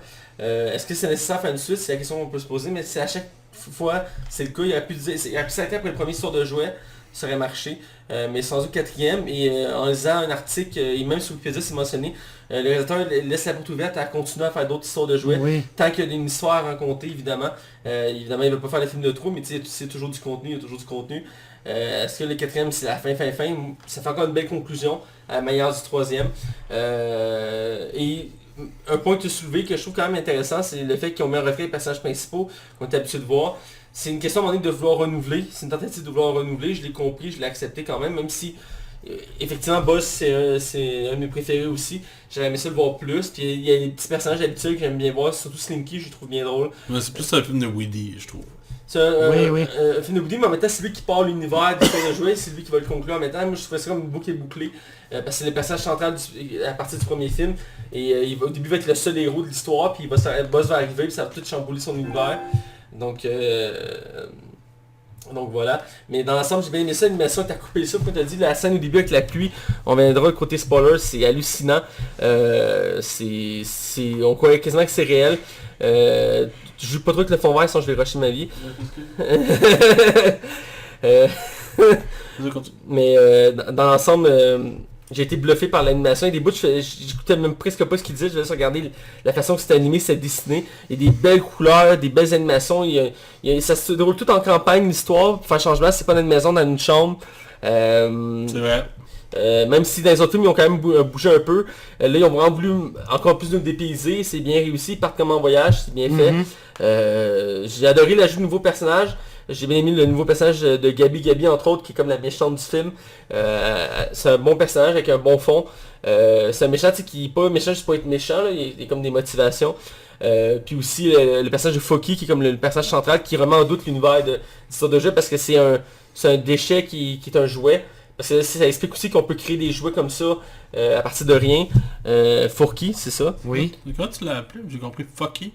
J'ai entendu Fouki. Oh, en tout cas, c'est pas grave. Fourchet, c'est le R. Non, c'est correct. Fourchet, whatever. J'ai bien aimé. La voix de François Bellefeuille, moi j'ai trouvé correct. C'est sûr, il n'est pas si présent que ça par rapport à ce qu'on attendait à voir dans les publicités. On attendait à voir plus ce personnage-là que le reste. Ouais, vraiment. Hein? Finalement, il est quand même présent, mais mis en retrait. Il est juste là pour ajouter comme une intrigue de plus à l'histoire. Puis il m'a pas tant dérangé. Je veux dire, j'ai apprécié la voix de François Bellefeuille. Je m'attendais pas à quelque chose d'extraordinaire, vu que c'est un humoriste. Mais comme je disais, on a vu P, entre autres Martin Matt. C'était épouvantable, il fait deux lignes, je pense, dans le film, genre. Au début pas à la fin, genre il dit comme 2 lignes au début pas à la fin. Mais ouais, mais moi je trouve ça quand même bien. Puis le passage de Duke Caboon, je trouve que c'est aussi un bel ajout. Ouais, la traduction est belle, là. Elle est bien faite. C'est un très stéréotype canadien. Les films américains aiment ça nous paradis, ben ils l'ont bien quand même. Donc avec Kenny Reeves qui fait ça. Puis d'ailleurs, je savais pas, mais Kenny Reeves, il est comme... C'est un acteur canadien, britannique, américain, là. Il est comme 3 nationalités, là. C'est pas hawaïen aussi? Je sais pas, mais... c'est 5 nationalités, Ben officiellement, il y a... Hawaï fait partie des États-Unis. Ouais, je sais, mais... Ouais, mais... Ok, bon... Parce que sur son Wikipédia, il y a 3 nationalités officielles, là, mais il y a jusqu'à 6 origines, je crois, là. Parce que ses parents sont multiculturels. Mais c'est ça, puis même son nom est écrit en hébreu sur son Wikipédia. Je pense qu'il y a aussi des origines israéliennes. Parce que, bref... Je savais pas qu'il y a un côté canadien, mais ça accorde bien là-dedans. Voilà, bref, ça fait bien. Donc, l'histoire est très bien. Ils ont réussi à faire une histoire aussi bonne que les autres qu'on a eu droit. C'était pas évident, il faut quand même le mentionner. Parce qu'après le 3e, qui concluait bien l'univers des histoires de jouets, c'était difficile de repartir l'histoire comme ça, avec les émotions qu'on avait vécues. De vouloir repartir là-dessus, c'était pas évident. Et ils ont quand même bien réussi. Moi, je lève mon chapeau à ça. C'était très casse-gueule comme projet, c'est toujours la question de faire une suite de trop. Mais au moins, il y a comme quasiment 10 ans. Ça fait combien de temps le 3? Ça fait un esti de bout. Ouais, ça fait un bon bout. Ça fait un bon bout quand même, effectivement. Je pense que c'est 2009. 2009? 2009, 2010. C'est si vieux que ça? Ouais, ça fait quand même un bout. Je vais aller vérifier pour être certain qu'on arrête de dire de la merde. Vas-y, c'est pas de problème. 3... Après, on switchera. 2010. Ah, 2010, bon. Ça faisait quasiment 10 ans. Ah, ça fait quasiment 10 ans. Ok. Quand même, ils ont pris quand même leur temps, c'est bien. C'est bien. Bref, pour aller plus en détail, on va aller du côté spoiler, sans plus attendre. Attention, vous rentrez dans la zone spoiler. Attention, vous rentrez dans la zone spoiler. Alors, du côté spoiler, et là on va parler en détail du film, donc on va aller à l'origine de l'histoire. D'ailleurs, j'ai voulu mentionner dans la zone spoiler l'histoire du film, mais en bref, on suit les événements qui suivent après l'histoire de Jouet 3, où que, dans le fond, les jouets sont rendus avec Bonnie, qui est la nouvelle propriétaire des jouets qui était à Andy avant, et ils vivent heureux, mais Woody commence à se lasser un peu de cette nouvelle vie-là, et un jour comme... il se fait beaucoup mettre de côté, là. Ouais, c'est ça, exactement. Et il y a une... Oui. Mais on voit déjà en partant les... Je fais un résumé du film. Ah, vas-y. Je parle pas du film, je fais un résumé du film. Tu me couperas au montage. C'est pas grave. Bref, c'est ça, il y a une journée... Et à la première journée de maternelle de Bonnie, va aller là-bas et Woody va se faufiler dans son sac pour aller avec elle. Et il va permettre la création d'un nouveau jouet qui est Forky, Fourchet en français. Et il va venir rejoindre la gang et ça va créer une situation où il va tenter en boucle de vouloir s'enfuir et de se cacher dans les poubelles. Et à un moment donné, la famille va décider de partir en VR.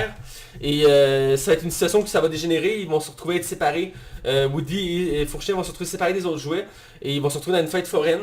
Et de là, il va s'en suivre d'autres péripéties, ils vont devoir trouver un moyen de retrouver leur famille et de restabiliser la situation comme elle était au début du début du film. Ça va tourner aussi encore une fois autour des relations, de l'amitié, de la vie, des buts qu'on cherche dans la vie. De notre bonheur, ce qui était quand même un élément important de la franchise d'histoire de jeu, c'est d'atteindre le bonheur. On le voit, à chaque fois qu'il parle des jouets, c'est comme quand j'ai les jouets, je suis heureux, tout ça. Donc, bref, c'est l'histoire centrale en grande ligne du film. Donc, on va rentrer dans le vif du sujet du film. Je sens que ce déshabillé assez partagé de ce film-là. Ouais, ben c'est surtout... Je pense que ce qui m'a dérangé vraiment le plus du film, c'est que justement, oui, le fait que les personnages secondaires soient beaucoup mis en retrait. Je trouve que le film tourne beaucoup autour de Woody. Je trouve que ça aurait mérité qu'on... Tu sais, techniquement, Buzz et Woody étaient les personnages principaux, les deux personnages. Puis déjà que dans le 3, je trouvais que Buzz avait mangé comme un petit peu de l'éloignement.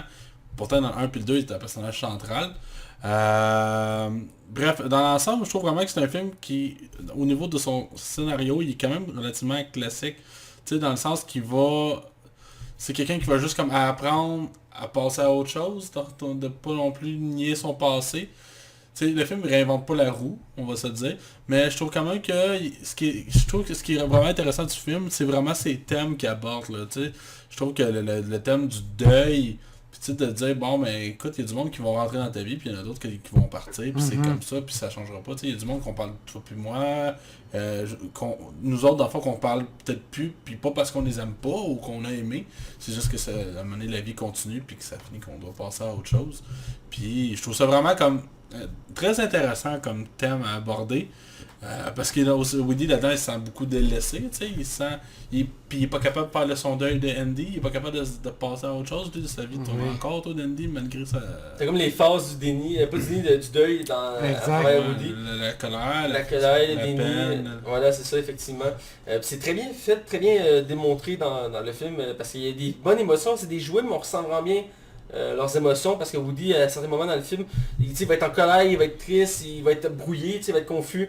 Puis tu t'attends pas ça d'un jouet, mais d'un film de ce genre-là, mais ils prennent le temps de montrer que le personnage est quand même torturé, dans le sens que, tu sais, il se trompe des fois, après il dit Bonnie, il dit Andy. Mais ben t'as dit Andy? Non, je l'ai dit Bonnie. Tu vois qu'il... Le même Forky lui demande, mais c'est qui Andy? Ah, mais c'était mon ancien enfant. Ouais. Puis voilà, où il va souvent même à d'autres occasions dire tu vas voir, c'est le fun d'avoir être le jouet d'un enfant. Je me rappelle quand j'étais le jouet de Andy. Tu sais, il est encore nostalgique, il n'a pas passé à autre chose. Plutôt que je suis le jouet à Bonnie. Non, je suis le jouet encore à Andy. Il pense être encore le jouet à Andy encore. Effectivement.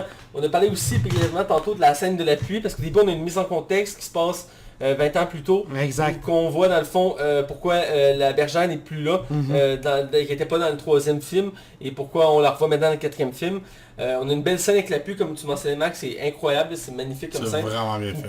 Une scène vraiment très bien chorégraphiée, où que Woody et plusieurs autres jeux vont vouloir sauver la voiture téléguidée qui est prise dans le mort d'eau en bas de la maison, et la bergère va les aider. C'est que tu apprends aussi que la bergère en tant que telle n'est pas le jouet d'Andy, mais le jouet de sa sœur, c'est pour ça qu'elle a disparu. Sa sœur s'en est débarrassée, puis qui était très proche de Woody, puis ça avait fait beaucoup de peine quand elle est partie. C'est vraiment très... moi j'ai trouvé ça vraiment très profond comme scène, parce qu'elle est comme dans une boîte, puis il se regarde, puis on est Woody qui réalise, fait comme il peut rien faire, il est comme impuissant. Fait qu'il la laisse aller, puis il se laisse à terre, puis il se laisse ramasser. Puis j'ai bien aimé leur retrouvaille de ce personnage-là, puis j'ai aimé aussi l'évolution. C'est aussi, ça se sentait quand même, ils ont voulu mettre d'avant un personnage féminin fort. Oui. Les femmes sont beaucoup mises de l'avant dans ce film-là. Effectivement, même si la call-girl de la gang de jouets est moins présente. Elle a comme 2 lignes, elle a une action dans le film. Là. Une action, puis elle a comme 2 lignes. Avant, c'est elle, le personnage féminin, si on veut, central. Là, ils ont vraiment mis la bergère centrale, puis ils ont modifié un peu son look, puis ils ont mis comme une personnalité plus aventureuse, téméraire. Quand le film avait été annoncé en 2014, il avait dit que ce serait un film d'amour. Puis c'est vraiment ça, c'est un film d'amour, là. Oui, on le ressent très bien entre Woody et... Ouais, puis la bergère. Moi je me demandais, tu sais, tout le long de ça, je me dis, est-ce Bonnie va prendre la bergère? Tu sais, elle a les bras pétés, tu sais, qui veut un jouet pété, tu sais, c'est dans la logique des choses. Puis j'ai trouvé ça, tu sais, c'est là que le film, dans le fond, t'envoie des signes clairement que Woody, il restera pas, là. C'est qu'il va falloir qu'il passe à autre chose, justement, puis qu'il y a d'autres choses à vivre dans le fond là. Oui, effectivement. C'est ça que là, je suis comme surpris de la fin, parce que je me dis, s'ils veulent faire une suite, quelle direction ils vont prendre, on va voir le côté à Woody ou on va voir le côté à Buzz, où ils vont réunir encore les personnages, tu sais. Ils vont sûrement trouver une façon de réunir les deux. Ben techniquement, mais on peut très bien faire continuer dans un spin-off à Woody qui va comme à la fin sauver des jouets. Genre le Toy Story Universe. Buzz Lightyear a son propre film. Mais ils ont annoncé, dans les séries que j'ai parlé de Disney+, qui ont rapport à ce film-là, ils ont annoncé un spin-off sur un des personnages secondaires d'Histoire de jeu. C'est une courte série, je pense, de 10 épisodes. Je sais plus si c'est un des jouets, là. Le nouveau ou... Je pense que oui, c'est un des nouveaux jouets qui va avec le droit à un petit spin-off pour sûrement vendre plus. Sûrement les deux peluches, là. C'est ça, si je voulais en parler, c'est tellement le côté ambigu de leur sexualité. Mais il n'y a pas de sexualité, excuse-moi, c'est des ours. On n'est pas dans la partie de saucisse. Non, c'est ça, mais il y a beaucoup de sous-entendus que c'est 2 toutous qui s'aiment vraiment beaucoup. D'où le fait aussi qu'ils sont complètement liés main à main. Oui. J'ai trouvé ça vraiment comme bien amené, là, j'ai trouvé ça vraiment cute. Puis je trouve vraiment que les autres, genre c'est les vedettes du film, là, ils me font incroyablement rire, là, le plan de pogner à grand-mère, tu colles, c'est une volée. Tout à chaque fois qu'ils font un plan, il faut faire ça. Mais moi, c'est le dernier. Tu vois le plan? Tu vois la grand-mère qui vit sa petite vie, qui boit, je pense, sa coupe de vin, qui va prendre son bain avec son vin, puis qui va aller se coucher. Puis là, t'as deux toutous qui s'arrivent puis plantés dans le cou. Je suis comme, what tabarnak? J'ai trouvé ça vraiment drôle. Ouais, puis pour faire pareil avec ces personnages-là, j'ai bien trouvé drôle, mais j'ai trouvé encore plus drôle dans la scène post-générique, où il imagine un autre plan, c'était tout complet. Ouais. À la fin, il imagine un autre plan, puis ils sont genre géants, puis ils détruisent toute la foire, puis ils tirent des lasers, puis l'autre arrive comme, vous avez des yeux laser? Puis c'est comme, ouais! Un enfant qui me fait rire aussi, c'est Woody quand il rencontre enfin la bergère avec sa moufette, là. Oui. Puis qu'il y a comme 3 petits soldats qui vont là, puis Woody fait affaire aux 2, puis ils sont dans un, puis t'as l'autre qui fait... Il y en a un qui est toujours rejet parce que les deux ils se font des high-five, puis ils oublient le troisième en blanc. Il est en arrière quand même. Je suis là, moi. Puis il part la tête basse. Moi, ça m'a fait rire. J'ai bien aimé aussi la petite policière qui suit la bergère. Parce que les jouets de la base sont petits, mais elle est encore plus petite, c'est genre un cube gros de même. Ouais. Puis elle reste ses épaules des jouets, c'est à tel point qu'elle est petite. Je trouve que ça ajoute une petite ambiance aussi. Oui. Parce qu'elle montre un côté encore plus minuscule des jouets, puis ça ajoute, j'ai trouvé que ça ajoute un bel effet. Mais vraiment, le personnage qui me fait beaucoup rire, c'est deux Capoon, le cascadeur canadien. Moi, il y a une phrase que je pense qu'il dit « Hey, le kid! » Hey, Cette phrase-là. Hey, le kid! Il pensait que j'allais réussir le saut, mais c'était pas comme dans la pub, là. C'était la vraie vie. C'était la vraie vie. Ça n'était pas comme dans la pub. Fait qu'il m'a jeté à la poubelle. Ah ouais, moi c'était comme dans la vraie vie. Ah ça, je l'ai trouvé bonne. Pour vrai, là, c'est un des rares films qu'on vous recommande vraiment à voir en français québécois, là. Pour vrai, la traduction de Duke Caboom, là, est vraiment excellente, là. C'est le stéréotype canadien avec le gros accent, là. Puis... Franco-canadien, je dirais. Parce qu'en anglais, il doit même pas avoir d'accent, là, genre, c'est juste, c'est Keanu Reeves. Keanu Reeves n'a pas d'accent, là. Mais pour nous autres, tu sais, il fallait se l'adapter. C'est un Canadien qui parle en français. Faut que tu lui donnes du joual, t'as pas le choix, là, tu sais. Ah, puis chaque fois qu'il parle, c'est toujours quelque chose d'assez... Puis j'aimerais ça faire une petite remarque. Disney, là, faut que je leur félicite là-dessus, là. Pour les enfants, là, il y a souvent des affiches ou des affaires qui sont écrites, puis c'est traduit en français. Oui. Sérieusement, là, il y en a pas beaucoup. Il y a pratiquement aucun studio qui fait ça, de se donner la peine dans chaque langue, de vraiment le traduire. Moi, je trouve que ça aide beaucoup pour l'immersion des gens. J'en ai fait la remarque pendant le film, je me suis dit, hein?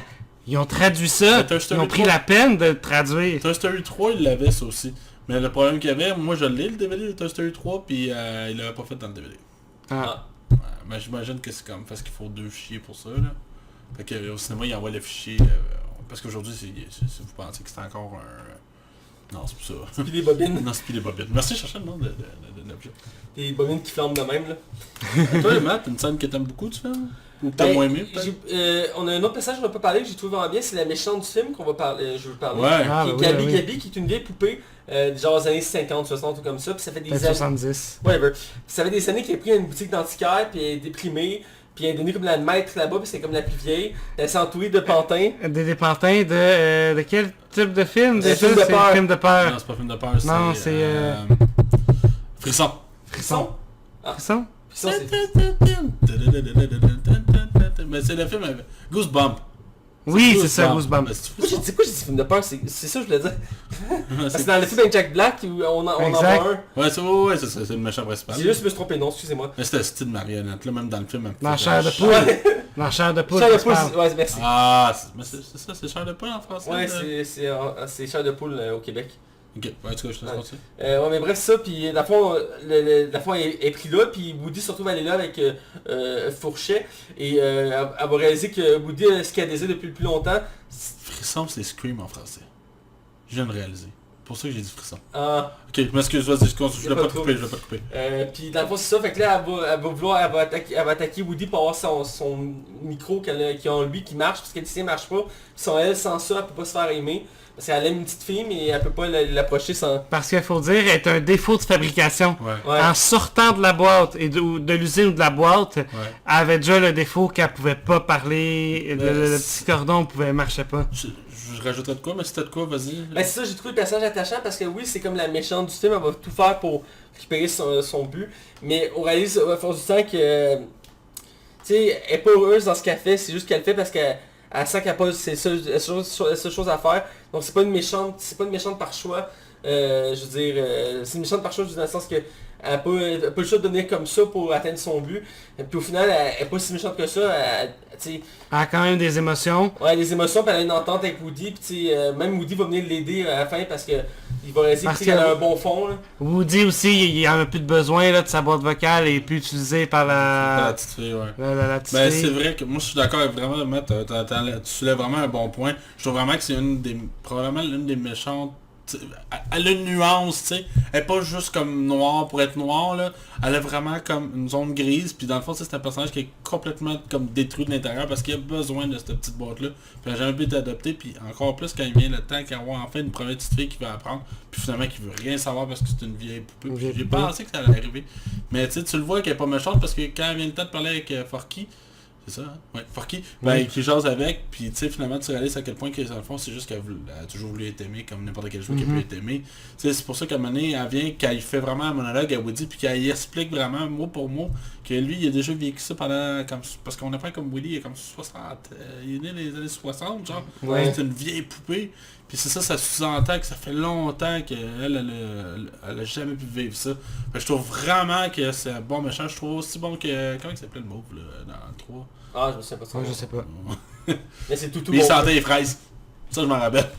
Mais, puis il y a une scène qui m'a beaucoup touché, c'est qu'à un moment donné, elle est très triste, puis elle demande à Woody, puis elle dit « Ça fait quoi d'avoir un enfant? » Puis là, elle est full triste, puis Woody il la regarde, puis il est comme, comme sans mots, là, parce que tu vois qu'elle est toute démolie, son univers tenait autour de ça, parce qu'elle se fait repousser par Harmony, après d'avoir tenu ce qu'elle disait. Parce qu'elle dit finalement qu'il fallait plus que sa radio pour plaire, et là, elle est comme complètement détruite, j'ai trouvé ça vraiment... Ouais, je suis d'accord. Puis je trouve par exemple dans celui-là, les joueurs prennent plus de risques au niveau de ça. Ouais. Tu sais, autant que des fois, je sais que des fois ils s'accrochaient comme à des toits, tout ça. Mais celui-là, Woody, il se fait balancer puis il s'enfuit là. Tu sais, je veux dire, normalement, c'est pas censé arriver. Puis quand il va sortir du sac à dos pour aller chercher du stock dans la poubelle, tabarouette, me semble que c'est des risques que le joueur prend pas, puis seulement les autres. Ben, c'est dans le premier où que quand ils sont chez le voisin, ils prennent toute vie pour faire peur au voisin. Ils prennent toute vie pour faire peur au voisin. C'est la pire, ça, le voisin bien fou. Quand tu y penses, j'avais pas pu ça de même. C'est vrai, t'as vraiment raison. Puis je me demande ce qui est devenu le voisin par... on le voit dans le 3, il est devenu camionneur de vidange. C'est j'allais dire, il y a un camion. Ah ouais. Puis on voit dans un autre film de Pixar son chandail, parce qu'il y avait comme un chandail avec un crâne. Là. Ouais. Puis ils ont pris, il y a un autre personnage qui reprend son chandail dans un autre film de Pixar pour faire une référence. Ouais. Ah, dans celui-là, on l'a pas vu, le camion de pizza. Non, effectivement, parce qu'il y avait une pizzeria qu'on voyait, Pizza Planet, je pense que ça s'appelait. Ouais, c'est ça, il revenait à chaque film, puis il apparaît même dans les Monster Inc. Là, je l'ai pas vu. Non, moi j'ai pas eu... Peut-être qu'il y avait un autre truc de pizza. Ouais, mais je pense... peut-être que, tu sais, souvent caché. Ils ont peut-être changé aussi de logo. J'aimerais qu'ils font tout le temps des références à leur univers, fait que des fois c'est subtil, là, mais... J'ai pas vu non plus de code A113. Ouais, le fameux code qu'ils laissent dans chaque film, là. Ouais. Qui relie au studio, mais sans le revoyant, là. En revoyant, on va le remarquer, là. Parce qu'ils disent que c'est un film, c'est tous les films de Pixar finalement sont tous comme dans le même monde, là. Il y a une théorie qui dit qu'ils sont tous dans le même monde, là. Disney avait confirmé, me semble. Mais non, Disney avait dit que ça avait du sens, mais ils ont jamais confirmé. Parce que c'était le local de dessin, si je me trompe pas, d'une école d'art de... Que les premiers Pixar sont... Les premiers Pixar sont été créés. Mais effectivement, dans chaque film Pixar... Puis finalement, pour revenir à Gabi Gabi, ou à moins que tu veuilles terminer ce que elle décide de repartir avec Woody. Woody lui propose de repartir avec elle. Et ils vont partir avec elle, mais ils voient une petite fille qui est toute seule, qui a perdu ses parents. Ou un petit gars, je sais pas. Tu l'enverras, tu vas comprendre. Un enfant qui pleure, bref. Et Gabi Gabi qui fait comme... Ah, mais attends, je pourrais aller la sauver, la sauver. Peut-être, il y a besoin de quelqu'un. Cet enfant a besoin de quelqu'un. Puis Woody qui fait comme... C'est bon, on va venir t'aider. Les gars, venez-vous-en. Ben la gang, venez-vous-en. Faut l'aider. Fait qu'il la pousse, ils la mettent. Je sais plus s'ils tirent sur la corde, mais les gars, les deux oursons envoient une balle. Puis ils la laissent. Puis ils retournent en haut. Puis ils regardent l'enfant qui reprend le jouet. Je suis ta meilleure amie. Ah, ça amène un bout de cute. Puis là, t'as justement à ce moment-là le bout émotif avec Woody, là. Policier qui part, puis un peu plus tard, le bout avec Woody qui fait comme... Qui décide de finalement rester avec la belle. Et qui... Moi, le bout qui m'a touché, c'est quand il prend son étoile de shérif, qu'il la donne à... Il donne le flambeau. Il donne le flambeau à... Comment s'appelle la fille? La cowgirl. La cowgirl. Jessie. Qui repasse ce flambeau à Jessie. J'ai vraiment ça trouvé touchant, puis c'est comme, tu passes le flambeau aux autres. Puis c'est une femme qui reprend le flambeau. Oui, exact. Mais tu sais, ça fait du sens aussi parce que la petite, elle préfère jouer avec des cowgirls Exact. que jouer avec des cowboys, parce que c'est une petite fille, mais tu sais, j'insinue pas que les petites filles peuvent pas jouer avec les cowboys. Mais genre, ça reste quand même nuancé, là. Je veux dire, les petits gars préfèrent quand même les jouer les petits gars que les petites filles. En tout cas, vous comprenez ce que je veux dire? Oui, mais ça amène vraiment un bout émotionnel. Puis c'est là que je suis comme surpris, la direction que le film a pris, là, tu sais. J'ai l'impression qu'il y a plus une finale que le 3 finalement, en faisant ça, en faisant que les personnages se séparent, là. Mais ça laisse quand même place à une suite, mais ça pourrait être ça, Woody. Ouais, exact. Voyons, je vais recommencer. Ça finit bien. Ça pourrait finir là. Comme autant qu'il laisse la porte ouverte pour une suite. T'attends un autre 10 ans. Exact. Mais t'as Ça attend une autre génération. Ouais. Parce que nous, on a grandi avec le 1-2. Limite le 3. Mais là, c'est la génération qui nous suit voit le 4. Puis là, nos enfants à nous vont voir peut-être éventuellement le 5 ou le spin-off. Ça fait combien d'années qu'elle dure? Le premier Toy Story, sorti quoi, en 97, genre? Il me semble que c'est en 97. Tu sais, ça fait... 97-98. Ça fait 22 ans, on va aller vérifier pour être certain. C'est une vieille franchise depuis ça, mais c'est... Puis là, un bout de drôle aussi, c'est quand les jouets prennent contrôle de la minivan. 95. 95, shit, ok. Ça a 24 ans. Oui, le bout avec la vanne où il contrôle le camion virable pour qu'il se rende à la foire. Parce qu'à la fin, dans le fond, il faut qu'ils se rejoignent pour pouvoir partir tout ensemble. C'est un moment quand même de tension parce qu'ils se dépêchent. Puis... Le père s'est finalement arrêté par la police. T'as toujours un jouet qui fait comme « Ah, on envoie le père en prison pour avoir tué telle affaire. » Non, on prend pas cette idée-là. Ouais, il n'y a pas de répéter de l'envoyer en prison. Ouais, effectivement. Je me suis rappelé d'un gars que j'ai bien aimé, c'est quand justement il sort un plan pour voler la clé à la vieille, puis les deux poupées ils proposent leurs idées, puis après ça coupe, puis ça revient aux autres, puis on est eux qui arrivent en courant avec la clé, faut comme... Mais comment vous avez réussi à avoir la clé? Il fait oh ça a été difficile, ça a été difficile, puis là c'est là qu'on voit que la vieille prend la clé, la dépose dans une assiette, puis devant Buzz, puis Buzz fait comme... Ah, cette scène-là, je l'ai vraiment ri, là. Ben, toi, tu disais que t'étais tout seul dans la salle. Vraiment, t'étais 3, il y en a qui sont arrivés comme à l'entrée, là, tu sais. J'étais tout seul dans le debug, j'étais comme... Ok. Mais là, moi, j'étais juste derrière les... T'étais derrière les... Ce film-là qu'on était derrière les D-Box? Il semble que non. Ou je me trompe de film? Je me trompe pas vraiment de film. Je me trompe de film parce qu'on était voir un autre film puis on était derrière les D-Box. Bref. Ouais, c'est ça. J'étais curieux. Oui. Bref, est-ce que vous avez d'autres choses à rajouter, vous autres? La conclusion du film que Woody décide de pas revenir avec les jouets, exact. on en a plus ou moins parlé, ce qui est quand même très déchirant aussi parce qu'il laisse le flambeau, Buzz dit que c'est correct, qu'il peut y aller, puis Buzz est quand même très léger là-dessus, dans le sens qu'ils ont développé une amitié. As-tu pleuré? Non, j'ai pas pleuré, mais j'ai ressenti des émotions, là, effectivement. T'étais pas bandé, là? Je suis pas comme toi, Max. Non? Je monte pas sur les jouets. Non, il n'y a pas d'enfant, fait que c'était correct. Non, moi c'est rempli d'enfants quand je suis allé.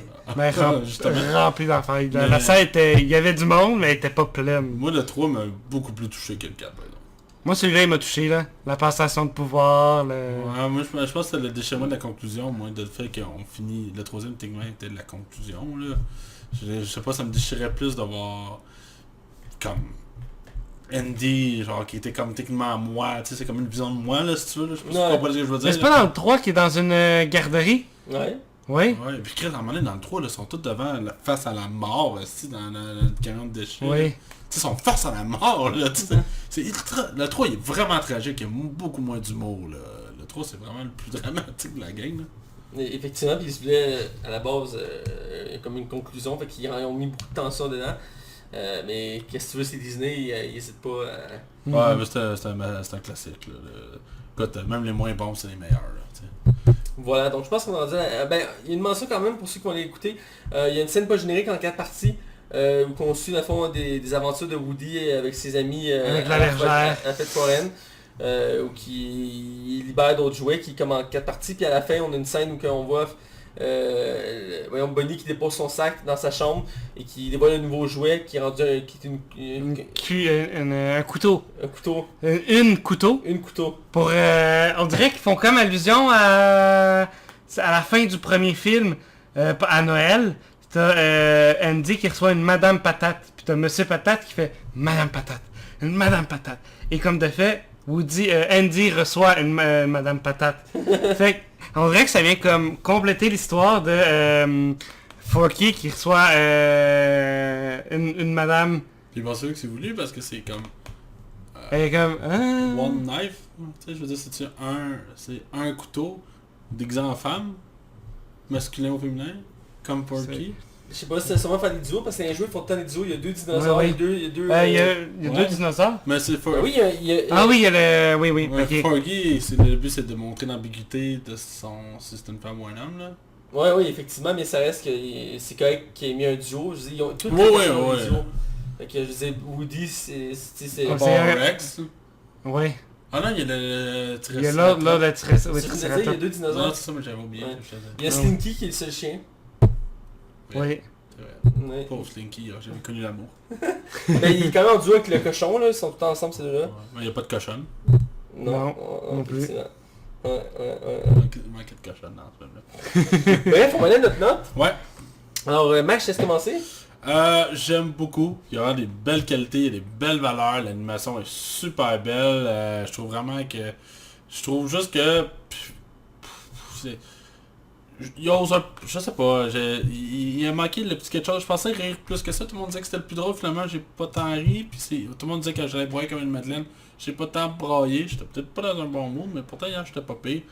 Puis je sais pas, c'est un film que j'aime beaucoup. C'est celui que j'aime le moins pareil. Mais tu sais, comme je dis depuis tantôt, le moins bon des Pixar, il est excellent. Tu sais, fait que je vais y aller quand même avec un 4 sur 5 là, facilement. C'est un très bon film malgré tout, là, sans hésiter. Parfait, Hugo. Moi j'ai été touché, je dirais pas tout ce que Max a dit. J'ai été touché émotivement. Il y a des beaux ajouts, on a parlé de Duke Kaboom. Autant Gabi Gabi que toutes Bonnie et Ducky, là, ouais. Ouais, les deux, Bonnie et Ducky. Tous des beaux ajouts qui font une belle ajout à l'histoire. On a le retour de la bergère et des trois moutons.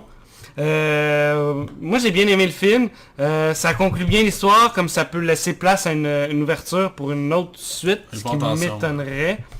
Moi je vous donne un 4.5. Toi Mathieu? 4.5, c'est incroyable. J'ai beaucoup aimé le film, j'ai trouvé bien drôle, j'ai été touché, j'ai eu beaucoup d'émotions. Ça reste dans le même niveau que les autres histoires de jouets. Ils ont réussi à renouveler la qualité, ce qui n'est pas évident à chaque film, parce que chaque film est excellent. Mais lui aussi réussi. Ils ont aussi trouvé toute la valeur qui était de l'univers des histoires de jouets, ils ont travaillé là-dedans. Les nouveaux personnages sont très intéressants, très attachants. J'ai beaucoup aimé la méchante qui est Gabi Gabi, qui est jouée par Christina Hendrick. J'ai trouvé ça très attachant. J'ai aimé le parodie d'un Canadien. Les personnages principaux sont attachants, même s'ils sont un peu mis plus en retrait. Peut-être pour laisser place à une autre génération, je sais pas, mais ça permet de continuer. Et c'est très bon, c'est très attachant. L'animation est toujours incroyable, même ici il y a des niveaux assez inégalés. Et comme je disais, la scène de la pluie au début, moi elle m'a capté, j'étais époustouflé. Donc je donne un 4 sur 5, c'est un excellent film d'animation, dans les meilleurs que j'ai vus. Ça vaut amplement des tours, puis François Bellefeuille fait quand même une bonne job en version québécoise. Aussi. Pour mieux que... comment il s'appelle lui qui faisait Wreck-It Ralph là? Philippe La prise, ouais. La prise. Ouais, ça peut dépendre des bouts. Puis je finis en disant une anecdote que sinon j'ai écouté une entrevue récemment sur l'histoire de jouets pour mettre dans l'ambiance, et c'était avec Tim Allen qui disait que tout le monde y pose la même question quand il y a une histoire de jeu qui sort, c'est comment c'est de tourner avec Tom Hanks. À chaque fois il se frustre parce qu'il personne ne réalise que quand c'est fait une animation, on joue pas nécessairement avec la personne. Il dit à chaque fois que je tourne un film d'histoire de jouets, je vois jamais Tom Hanks. Les voix sont déjà enregistrées, je fais tout de mon bord. Fait qu'arrêtez de me poser la question. J'ai jamais fait un film avec Tom Hanks. Il a fait 4 films avec Tom Hanks, mais il a jamais fait de film avec Tom Hanks. C'est ça qui est ironique. C'est ça qui est ironique. Ça vient le frustrer parce que tu travailles avec Tom Hanks, ça va être incroyable, c'est le plus grand acteur de tous les temps. Regarde, non, j'ai pas travaillé avec. J'ai fait une voix dans le film, mais on s'est jamais vu. Surtout que Tim Allen, on le voit plus là. Non, il fait plus grand chose. Il a fait vraiment des mauvais choix les dernières années. Il a eu sa saga de Père Noël, il a fait comme 3-4 films de Père Noël. Santa Claus, ouais. Je sais aussi, il y a eu sa sitcom de construction là, pendant un bout aussi là. Aussi, ouais. Puis il a fait quelques petits rôles secondaires, mais mi-2000, on le voyait plus là. Il a fait des films où c'était un chien là. Ah oui, hein. Mais tu sais que c'était lui? Mais faut dire qu'il y a tiré la sauce avec le Père Noël aussi, il a fait comme 4 films de Père Noël. C'était pas une trilogie? Il me semble qu'il y en a 4 là. Mais c'était pas bon, anyway. Ouais. Le premier il est en bon. ont fait un ou deux de trop. Ouais, Le dernier c'est genre le méchant roi de glace qui vient voler son trône de Père Noël. C'est comme ok. Bref, supposé que c'est déjà tout. On vous souhaite de bonnes écoutes. Nous, on prend une pause. On se prend pour combien de temps en tant que tel. Je sais pas si on va reprendre la formule avec Hugo ou whatever. On respecte la pause de Max. Mais je lâche pas le projet là. On le souhaite fortement. Le podcast est toujours disponible partout. Twitter, Facebook, YouTube, Balado Québec, RZO, Canal Cinéma, Radio 109 CHI samedi soir, Spotify, Google Play et iTunes. Évidemment, c'est juste sur YouTube que la version visuelle. Je fais de mon mieux pour qu'elle sorte en bonne qualité. Tu fais un bon travail, Mathieu. On va te le donner. Merci beaucoup. Des fois, c'est pas bien avec le fond vert, mais je comprends. Je commence à le maîtriser de mieux en mieux. Donc, c'est déjà tout. Vous pouvez suivre aussi Hugo Meiss sur Facebook. Moi, Mathieu Becquevo sur Facebook et sur ma deuxième page de Matt Bellec 2.0. Je fais mes vidéos de mon côté de d'autres projets. Je vous invite à découvrir ça. Et Max Taillon, c'est sur Facebook, Twitter et Instagram. N'hésitez pas à le suivre. Il met des photos de lui en chess sur Instagram. Ça vaut le détour, c'est magnifique. Écoute, j'en ai fait des posters dans la chambre à Hugo, c'est magnifique. Donc, c'est déjà tout. On vous dit à la prochaine. T'as trouvé un ami. T'as trouvé un ami. T'as trouvé un ami.